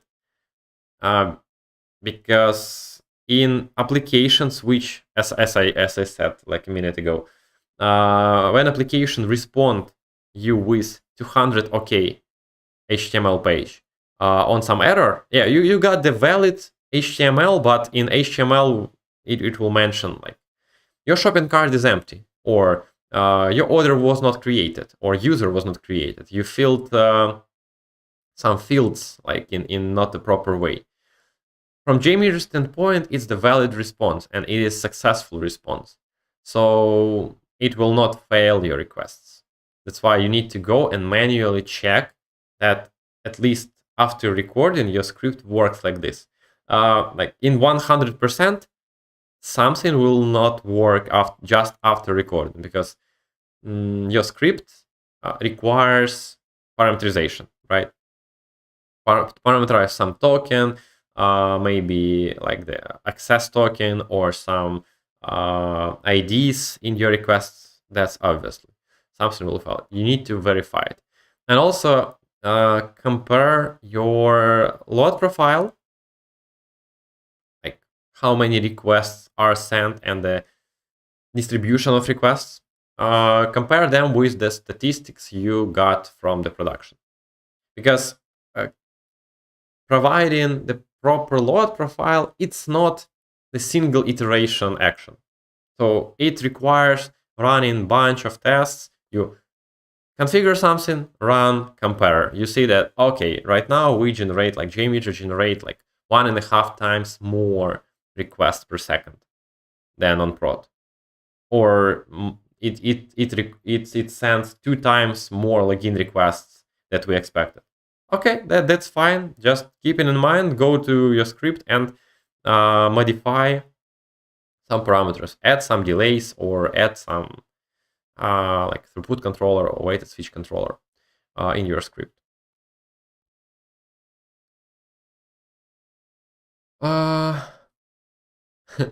It's based on my last project actually. Few notes about like this, like custom logic when you're doing custom logic. It's not like the tutorial how to work with it, but like my top 3 like best practices, or maybe like what to keep in mind or what not to do to get like valid results, not some random thing. Or maybe you didn't know about this. So let's start from the last one.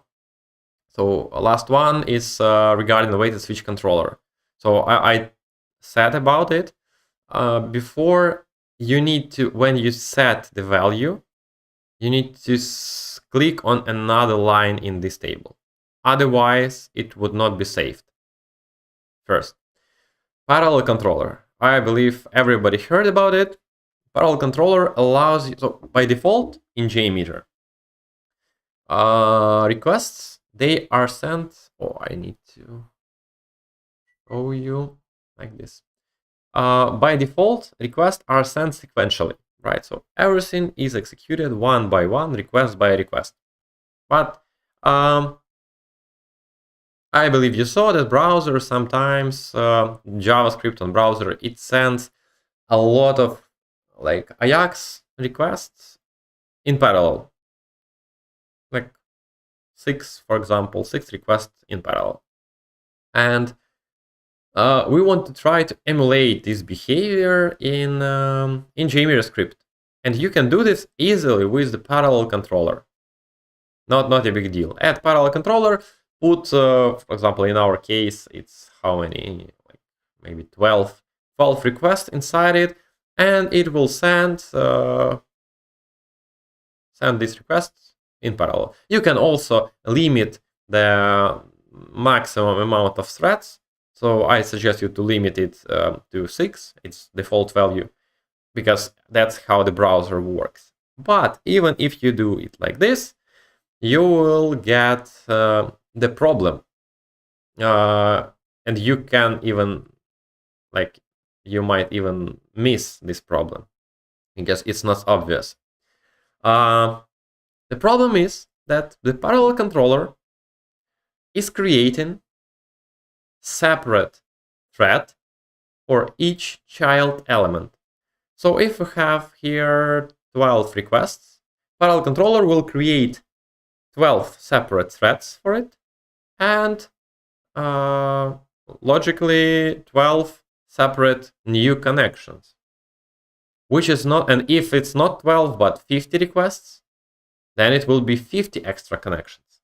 What's the problem? That establishing connection requires time.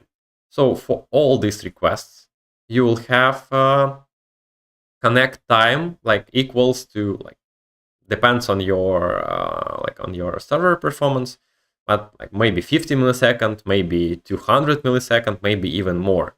Because establishing a connection, it's pretty like resource consuming operation on the server.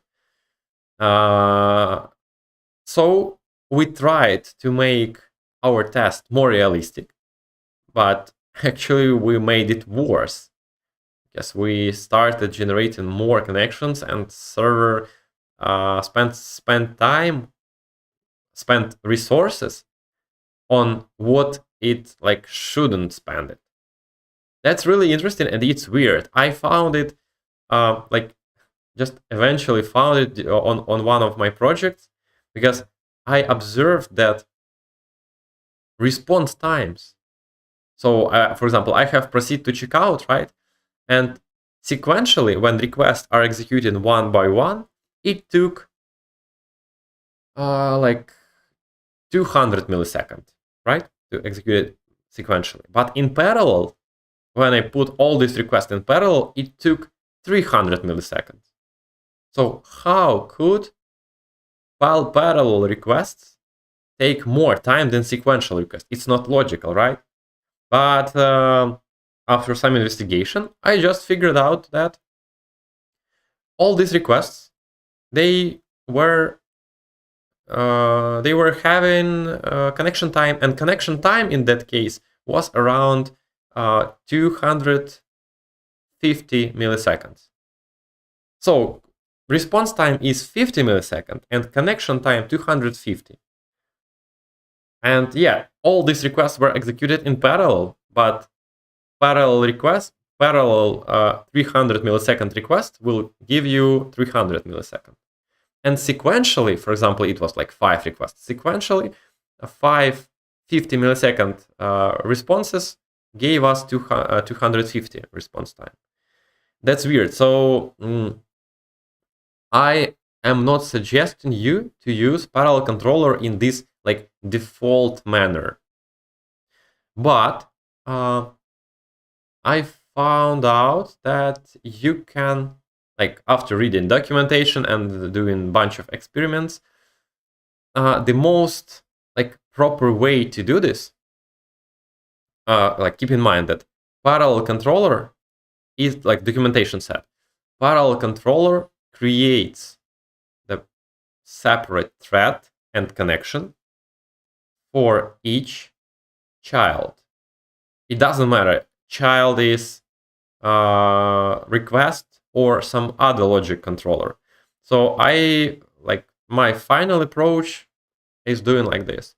In parallel controller, we create 6 simple controllers, and inside this simple controller, then we place requests.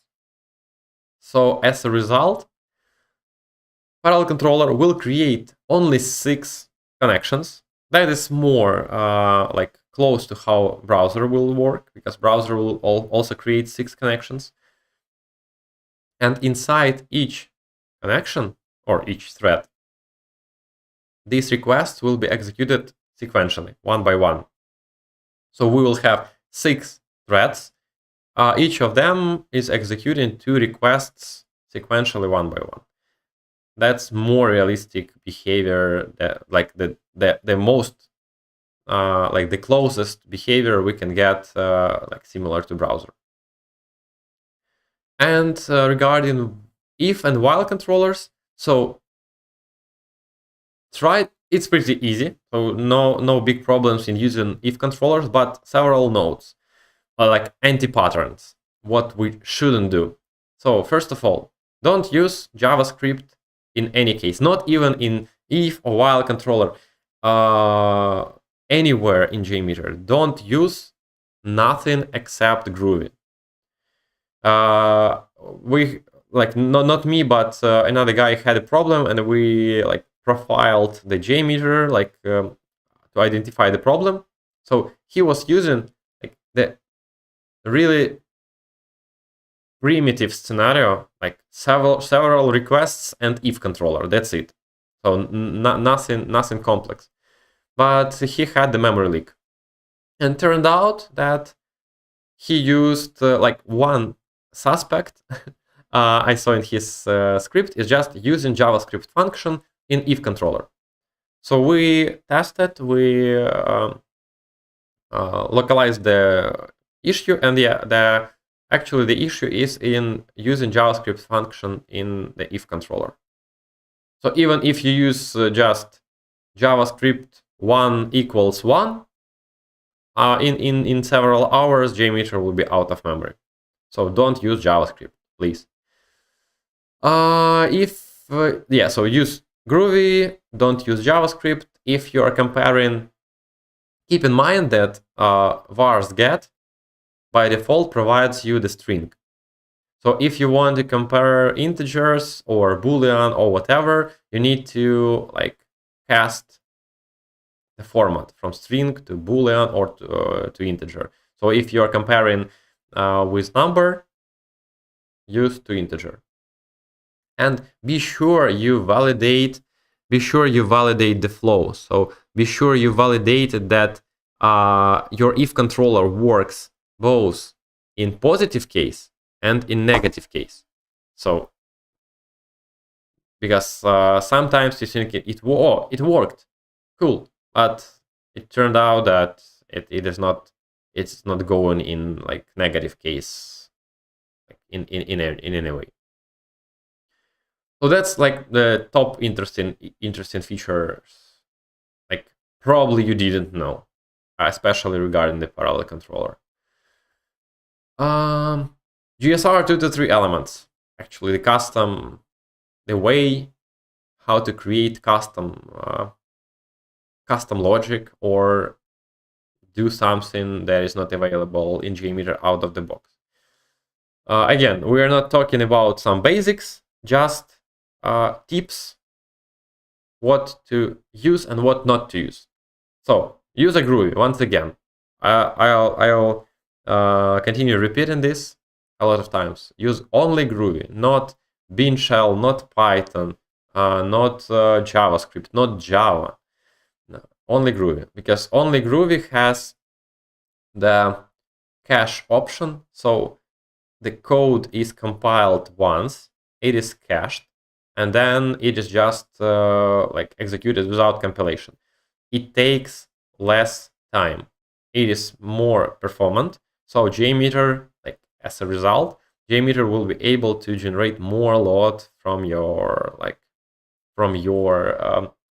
server resources using that amount of memory you have. If you're using GSR 2 to 3 samplers, use setIgnore, like sample result setIgnore method at the end. So these like technical requests, some helpers, right? They would not get into end results, like end statistics, if you're using setIgnore. But if it will fail, it will be displayed, so you know that something is wrong. When you want to, like, you have a bunch of options to debug something. Like the easiest way is to debug your Groovy scripts is to use loginfo or outprintln. So outprintln printing what you specified into console output. So it is just a terminal window where Jmeter process is running. And the loginfo logs into Jmeter log file. Interesting thing, I didn't know this before, just found it out recently, that like in the out.println you can put any type of object, like string, integer, like list, map, whatever. It doesn't matter for it what to print into the console. But regarding loginfo, it wants to log only strings. So if the value var, like if the var is some map or some object, right? Not the string, you can, like, you don't need to cast the type like to string. You can just use the string with the curly brackets inside it and pass the var inside it. So this curly bracket is like the argument, right? So you can put bunch of them inside your log string. You can put somewhere before, some text before them, after them, or use several. Really speeded up the process of logging for me. As I mentioned, Groovy is caching, like it's caching compiled script. So you don't need to use dollar, like you don't need to act like the call variables using Jmeter syntax, like dollar curly brackets, because it would be cached. So like it is related to variables and also Jmeter functions like this. Don't use it in the Groovy scripts. You should use, for calling variable, you should use vars get. For Jmeter function, you just need the Groovy implementation of this Jmeter function, because both of them will be cached. That's important. The same, if you're using vars get and we want to compare something or do some operations with not string, you need to cast the type from string to integer or to boolean, whatever. And the option like cache compile script, if available, it is enabled by default, and you should not disable it.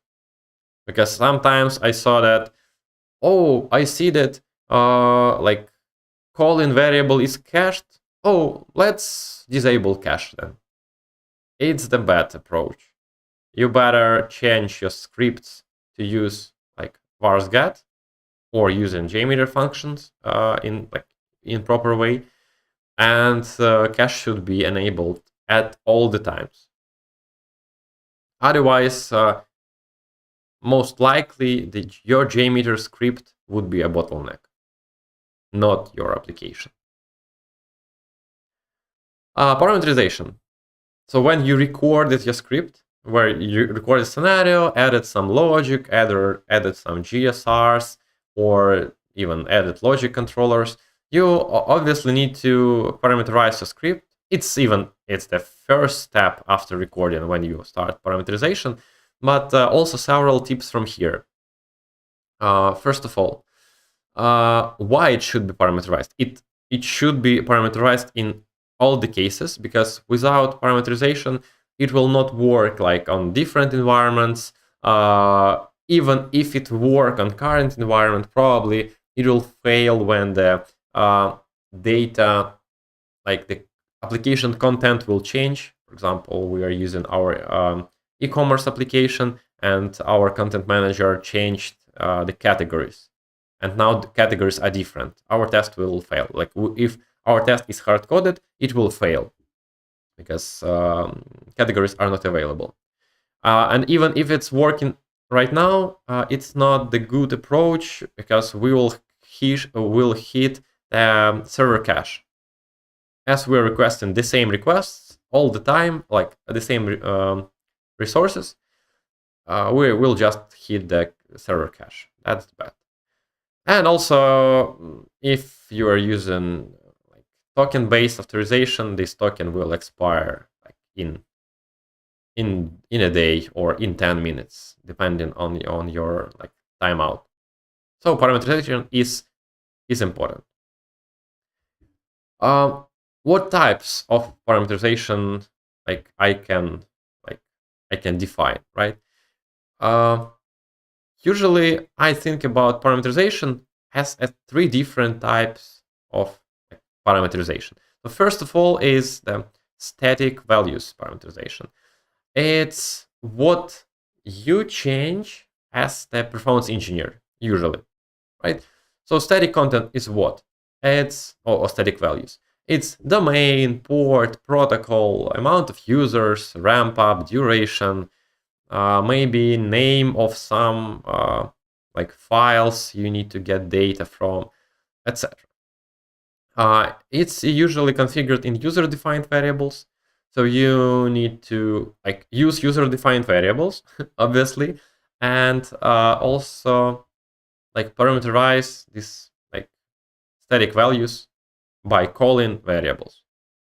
First of all, request correlation. It's correlation. It's dependency of one request on another request. What does it mean? In all scenarios, you need to correlate your requests or user actions. What does it mean? We open homepage. After homepage, we open category page. So right now it's hard-coded, but we need to make our script more dynamic. So I know that categories are chosen by user on the homepage. So I try to find some category on the homepage HTML and then get it, save it into variable using post processor, like regular expression extractor in this case. I save it to category path variable, and then I am going to use this variable in open category page. So that's the dependency between action and request. The same, I see that next one is opening the product. I'm getting from this like dynamic like Ajax call. This call this call gives us the JSON file with all the available products for this category. You need to get it using JSON extractor, for example. Like depending on the response structure, you use different post processors. That should be done. So I prefer using like this dynamic data approach correlation over like reading from some hard-coded CSV files, because some folks they just used to prepare all the content before each test into CSV files and then like make their tests to work like to work with data from CSV files. Yeah, it works, but it requires like extra effort before like each test or each like new build like or new database dump, like working with new database dump. Before you working with new data, you need to prepare it. When you are using with dynamic, when you are using data dynamically from your application, because everything that your browser works with, it gets from the server. So it's like quite a few things that you need to have in CSV files and you can't get from server. For example, it's user credentials, right? Like login and password. It obviously should be like could be and should be stored in CSV file. But some, like in our case, it should be like category names, category IDs, product IDs, everything could be gathered from server dynamically. No need to store it in CSV files. So that was the second type of parameterization. And the third one is like end user input. No, it's not we as a performance engineer, but end user, and it's more like the emulation of end user like behavior and input. Like when I'm filling order submit form, my user need to specify the first name, last name, some like address, all this stuff. It's usually parameterized using Jmeter functions. Uh, in most cases, just a random string will be enough. Variables. Let's talk a little bit like deeper, some tips related to variables itself. So naming conventions, right? Name, like, try to make names meaningful. So the name itself, by reading it, you should understand what it is doing. So a or var, it is not good. Like product ID, it's not also good because it's not the camel case. You see, product is in camel case with first capital, but ID is two capitals. Or product ID with all the lowercase. It's pretty hard to, like, if it would contain like several words in the same variable, it would be hard to, like, for you to read it. Like the good examples is like the product ID with all the capital letters and underscore, or like the camel case, like when the as regularly methods are named in the like in while coding, right?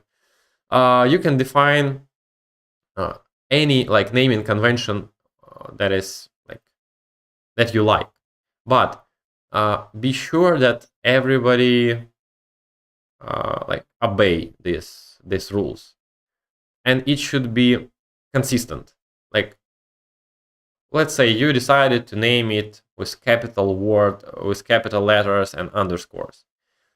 Now you don't need to like define specific variable. You know that, okay, I need to use product name. So our convention is to use capital letters and underscores. Then I read like product underscore name, so I don't spend extra time for naming. Use user-defined variables for variable creation. Actually, you can create variables in multiple places and in multiple ways. Sometimes you can create not sometimes.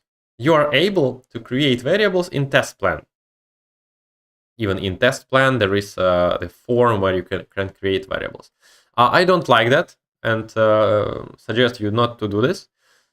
Because first of all, in test plan there is no comment field. I don't have it on the screenshot, but in user-defined variables, it has the comments, so you can provide some extra information related to your variable. It's really important because sometimes it's not straightforward what variable is doing. Another thing you can like have multiple configurations for like you have your debug configuration for your local test run and for like testing on the server. There could be two different user-defined variables which you just toggle, like enable or disable. When you're using, like, when you are putting value here, try to make as a rule to read the value, the variable value, as a property value. So in this case, we try to read property domain, and if property domain is not available, so it's not passed somewhere from outside, right, from your CI or from your like local terminal, it will use the default value. So default value is what is used on your local test runs or when the property is not passed. But make as a rule to, when you even just creating at the beginning, you're creating these variables, to call them with properties. It's just easier for you for future if you need to change something in your script, or like not change, but change the value of some variable. You don't need to open script in Jmeter, modify it, again, push it to Git, rerun test. You just change the parameters in your like command line command, or just in CI. As you are using properties, you're trying to read property values in your variable values, you obviously need to pass Jmeter properties using big J argument in the command line. Regarding CSV files and managing variables using CSV files, so I suggest you to use it only for, like as I said before, only for like user credentials. Don't try to prepare like dynamic data into like don't make your dynamic data static. Don't hard code it in CSV files, because it requires like extra efforts from your side, a lot of extra efforts, and pretty like often. When you are using CSV dataset config to read from CSV file, use like prefer relative pass over like some absolute pass. It means like pass, it's the pass to the CSV file you want to read. Because if you hard code it like with your username, with your local pass, it will not work on CI or on somebody else's laptop, because they don't have your username. Try to use the base directory, or you can use even just the file name. So if you like, the best practice even here is to put your CSV file near GMX, near your scenario. In this case, you can specify just the CSV name, like users.csv, and Jmeter will try to find it near, like in the same folder where your JMX is located. Or when it is located somewhere else, you can use the relative pass, and like try not to hard code the slash or backslash. Yeah, on Linux it is slash, on the Windows it's backslash. You can use the separator Groovy function to get the current system separator, slash or backslash, depending on the system you're using. A few tips for the post processors and extractors. So you are using them for correlating requests, right? To get some data from one request and reuse it, save it into a variable and reuse it in other requests. So first of all, if you see that some value is used, let's say here we see handbags, that means like 99%, it means that the client, or in your case, oh, you don't see it, sorry. Here. So we have the handbags request. In 99%, it means that this data was received by browser or by Jmeter in our case before. So we need to try to find the handbags HTML or the whole link somewhere in the response of previous requests. So in this specific case, this data was received in this first shop HTML page. You can get data depending on the response, like response, not the structure, but the content type, right? Is it JSON or XML or HTML? You can use different post processors to work with different data. So the top one that you need to use and you need to work with is the regular expression extractor.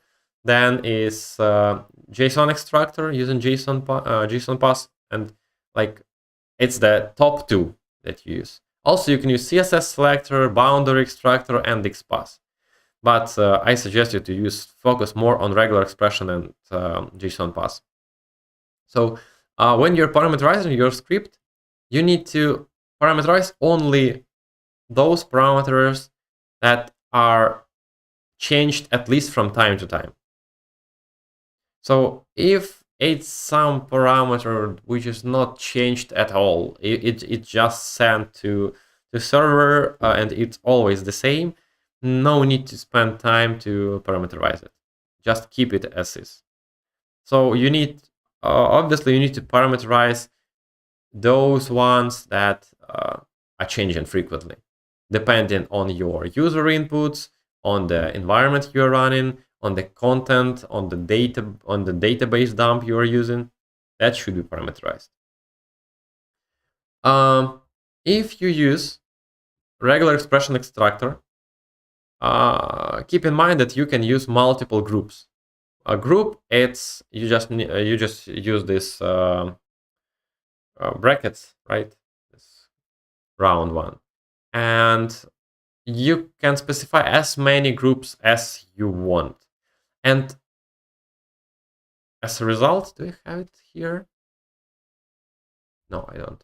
As a result, you will have the category pass, one variable, and also you'll have, in our case, we have two more groups. So we'll have category pass group one, category pass like J, category pass underscore J1 and J2. It's two separate variables you can reuse where you want. It's pretty useful. You can also use the view, so in view results tree, about the list of all your requests. It has like the drop down with different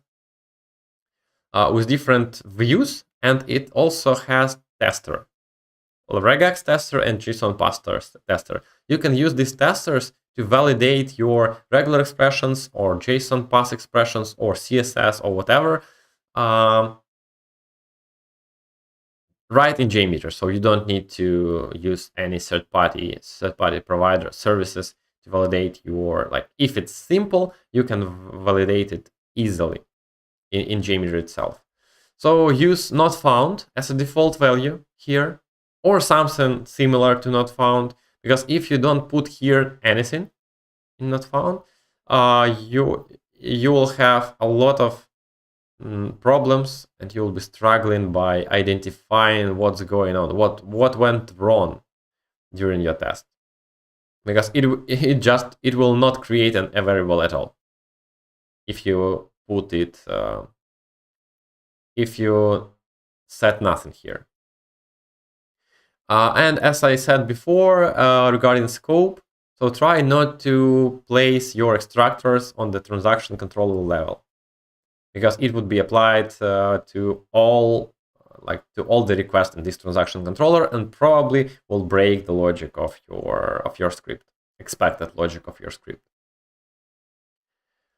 Regarding Jmeter function and the parameterization, like the third piece of parameterization, right? First is the static variables. It's with variables. Second is correlation with post processors, and third is end user parameterization and user input parameterization with Jmeter functions. So first of all, install the Jmeter custom plugins. It will give you like bigger list of available plugins, available functions to use. Use the function helper. It's it could be used to see the list. It's in Jmeter. You can use all the requests, all the possible functions, and also like parameterize the function as you want. If you have multiple like dependent requests, in this case we have shipping quotes. In this shipping quotes, in first request, in all of these requests, even shipping quotes and commit order, we have like the same fields, like first name, last name, company, address, etc. So in first request, you generate value like by random string, for example. If you know that you are going to use this value somewhere else, like not even use, but if you know that you have the same value somewhere else, you need to not to put on in all requests random string. you use random string only in first request and then reuse, like save this random value into variable. So all functions has the last parameter is the variable name to save result into. So it generates the random string, save it to the first name variable, and then you can reuse this variable in all further requests. That's the best practice here. Try not to put random string in the same request in all different requests. It will work, but it's not the good approach. One more note: if you have your variables, I also see this from time to time. For example, you have some username, let's say here, username and random string as a value. You need to know that this value will be generated only once. So when test starts, Jmeter initialize the user-defined variables element, and the value is generated then. So like your thread will have like first name on all iterations, it will be the same. Just keep it in mind. So usually you don't need to create, if you need some random values, you don't need to create these variables in user-defined variables. Just use the function in the request itself. At the same time, sometimes you can do it. For example, if I need some kind of unique identifier of the whole test. So I want this value to be like single. I want to be random, but random per test execution. Then I can create like ID with UUID function, and it will be every test it will be random, but it will not change during the test. Keep it in mind. Debugging. How to debug the script. So you parameterize something. Obviously, during any test creation, you will need to spend some time on debugging of why something is not working or how to make it working. So my suggestion is to use, first of all, you can use debug samplers and debug post processors to see what's the variable values during the test. And instead of creating a lot of debug samplers or debug post processors, I suggest you just to put one debug post processor on the test plan level, like on the screenshot here. It allows you to not to create too many these like helper requests, right? Because ideally you'll need to remove them before publishing the final version, like the final version of your script. And it's pretty annoying to trying to find all these samplers everywhere in your script. But in this case, you have only one debug element, but it's applied to all requests. Important note that you need to request if the debug post processor is located on the test plan level, it will be executed as a first post processor in scope of your request. So if you want to see what was the variables after request number 1, you need to check debug post processor values for request number 2 for the next one. It's not too complex. So accept debugging variables. You can also validate some errors or log some information from your JSRs, like Groovy scripts, into Jmeter log or using out_println, right, to the Jmeter log or to the console output. Pay attention when you run your tests that at the top right corner of Jmeter, it has this yellow triangle, right, with errors. So if you see some red number there, it's bad. Click on it and check in log what errors do you have, because that is not the response errors, it's the actual errors of Jmeter execution.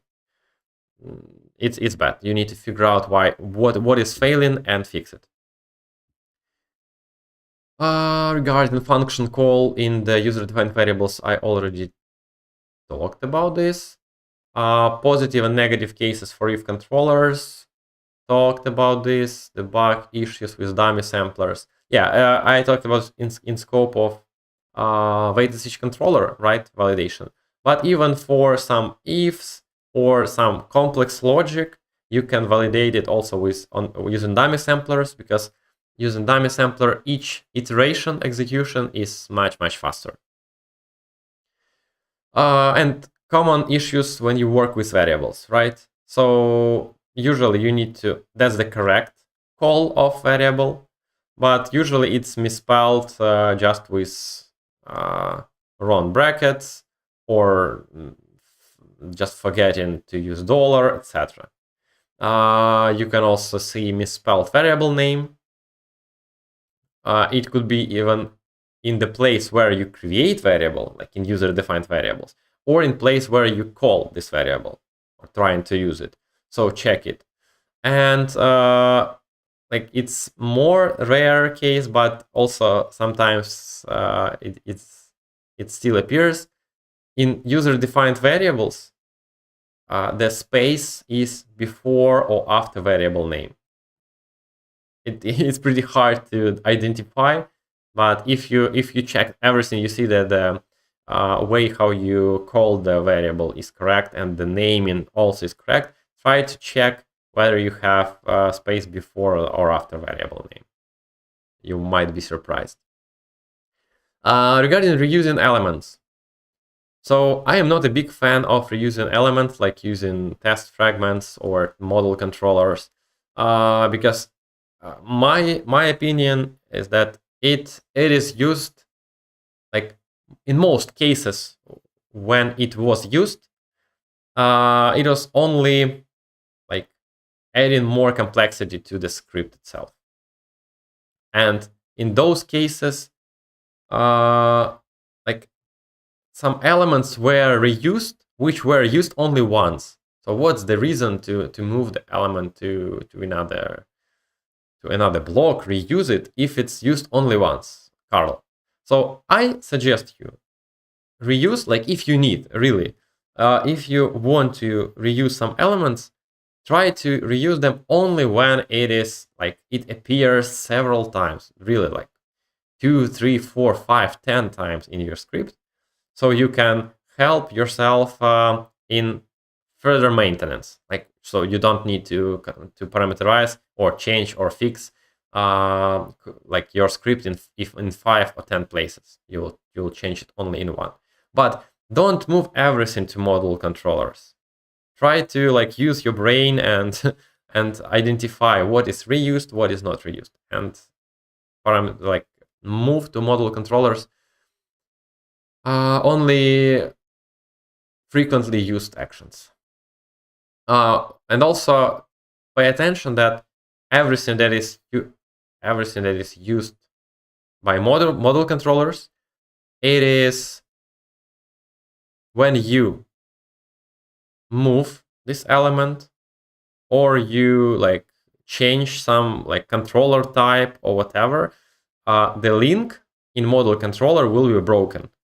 So you will need to, like, if, for example, if I had I don't know, add to cart action, it was located somewhere in the test fragment, yeah, and I'm reusing this element using model controllers, and I change the type of this add to cart. Yeah, it was simple controller. I changed it to transaction controller, or I added this element into throughput controller or something else, or to loop controller. Like I changed a little bit the structure, link will be broken. So I'll need to go to model controller and select once again the element I want to use. Non-GUI mode. Obviously, the suggestion is to use non-GUI mode because it requires less resources for test execution. So you need to, by default, generate HTML report to have it, write your test results to CSV file. Basically, that's the mandatory requirement for generating HTML report. Then pass Jmeter properties to parameterize your scenario and set right into log. So you can specify with additional argument in which log you want to write all the Jmeter logs. Also, to get some more statistics during the test, in the console output, add the console status logger. It's a listener which provides just a general information about what's going on during your test. If something fails, validate your errors in Jmeter log. You should get it. And yeah, that's it. So that's just a really high level trivial suggestions for that. Jmeter plugins. So related to Jmeter plugin related stuff. So obviously you need to install plugin manager, and from plugin manager you can install every plugin that is available. But few notes related to plugins. First of all, that plugins in plugin manager might be outdated. So if you struggle with some issues in your plugin, you don't need, like, first of all, you don't try to, like, no need to trying to fix it by yourself. Try to go to the plugin Git and check if the current version is in Git is like the latest one. In my cases, usually I found like the newer version in the Git, but it is not like yet released. That's why it's not available in plugin manager. For example, right now I'm working on HTTP2, so I started working on it like 2.5 months ago. I used the production HTTP2 plugin, but I made a lot of like investigation and analysis how it works. It turned out that it works like totally different as it should, as we expect, as a HTTP2 protocol like standard tells it to work.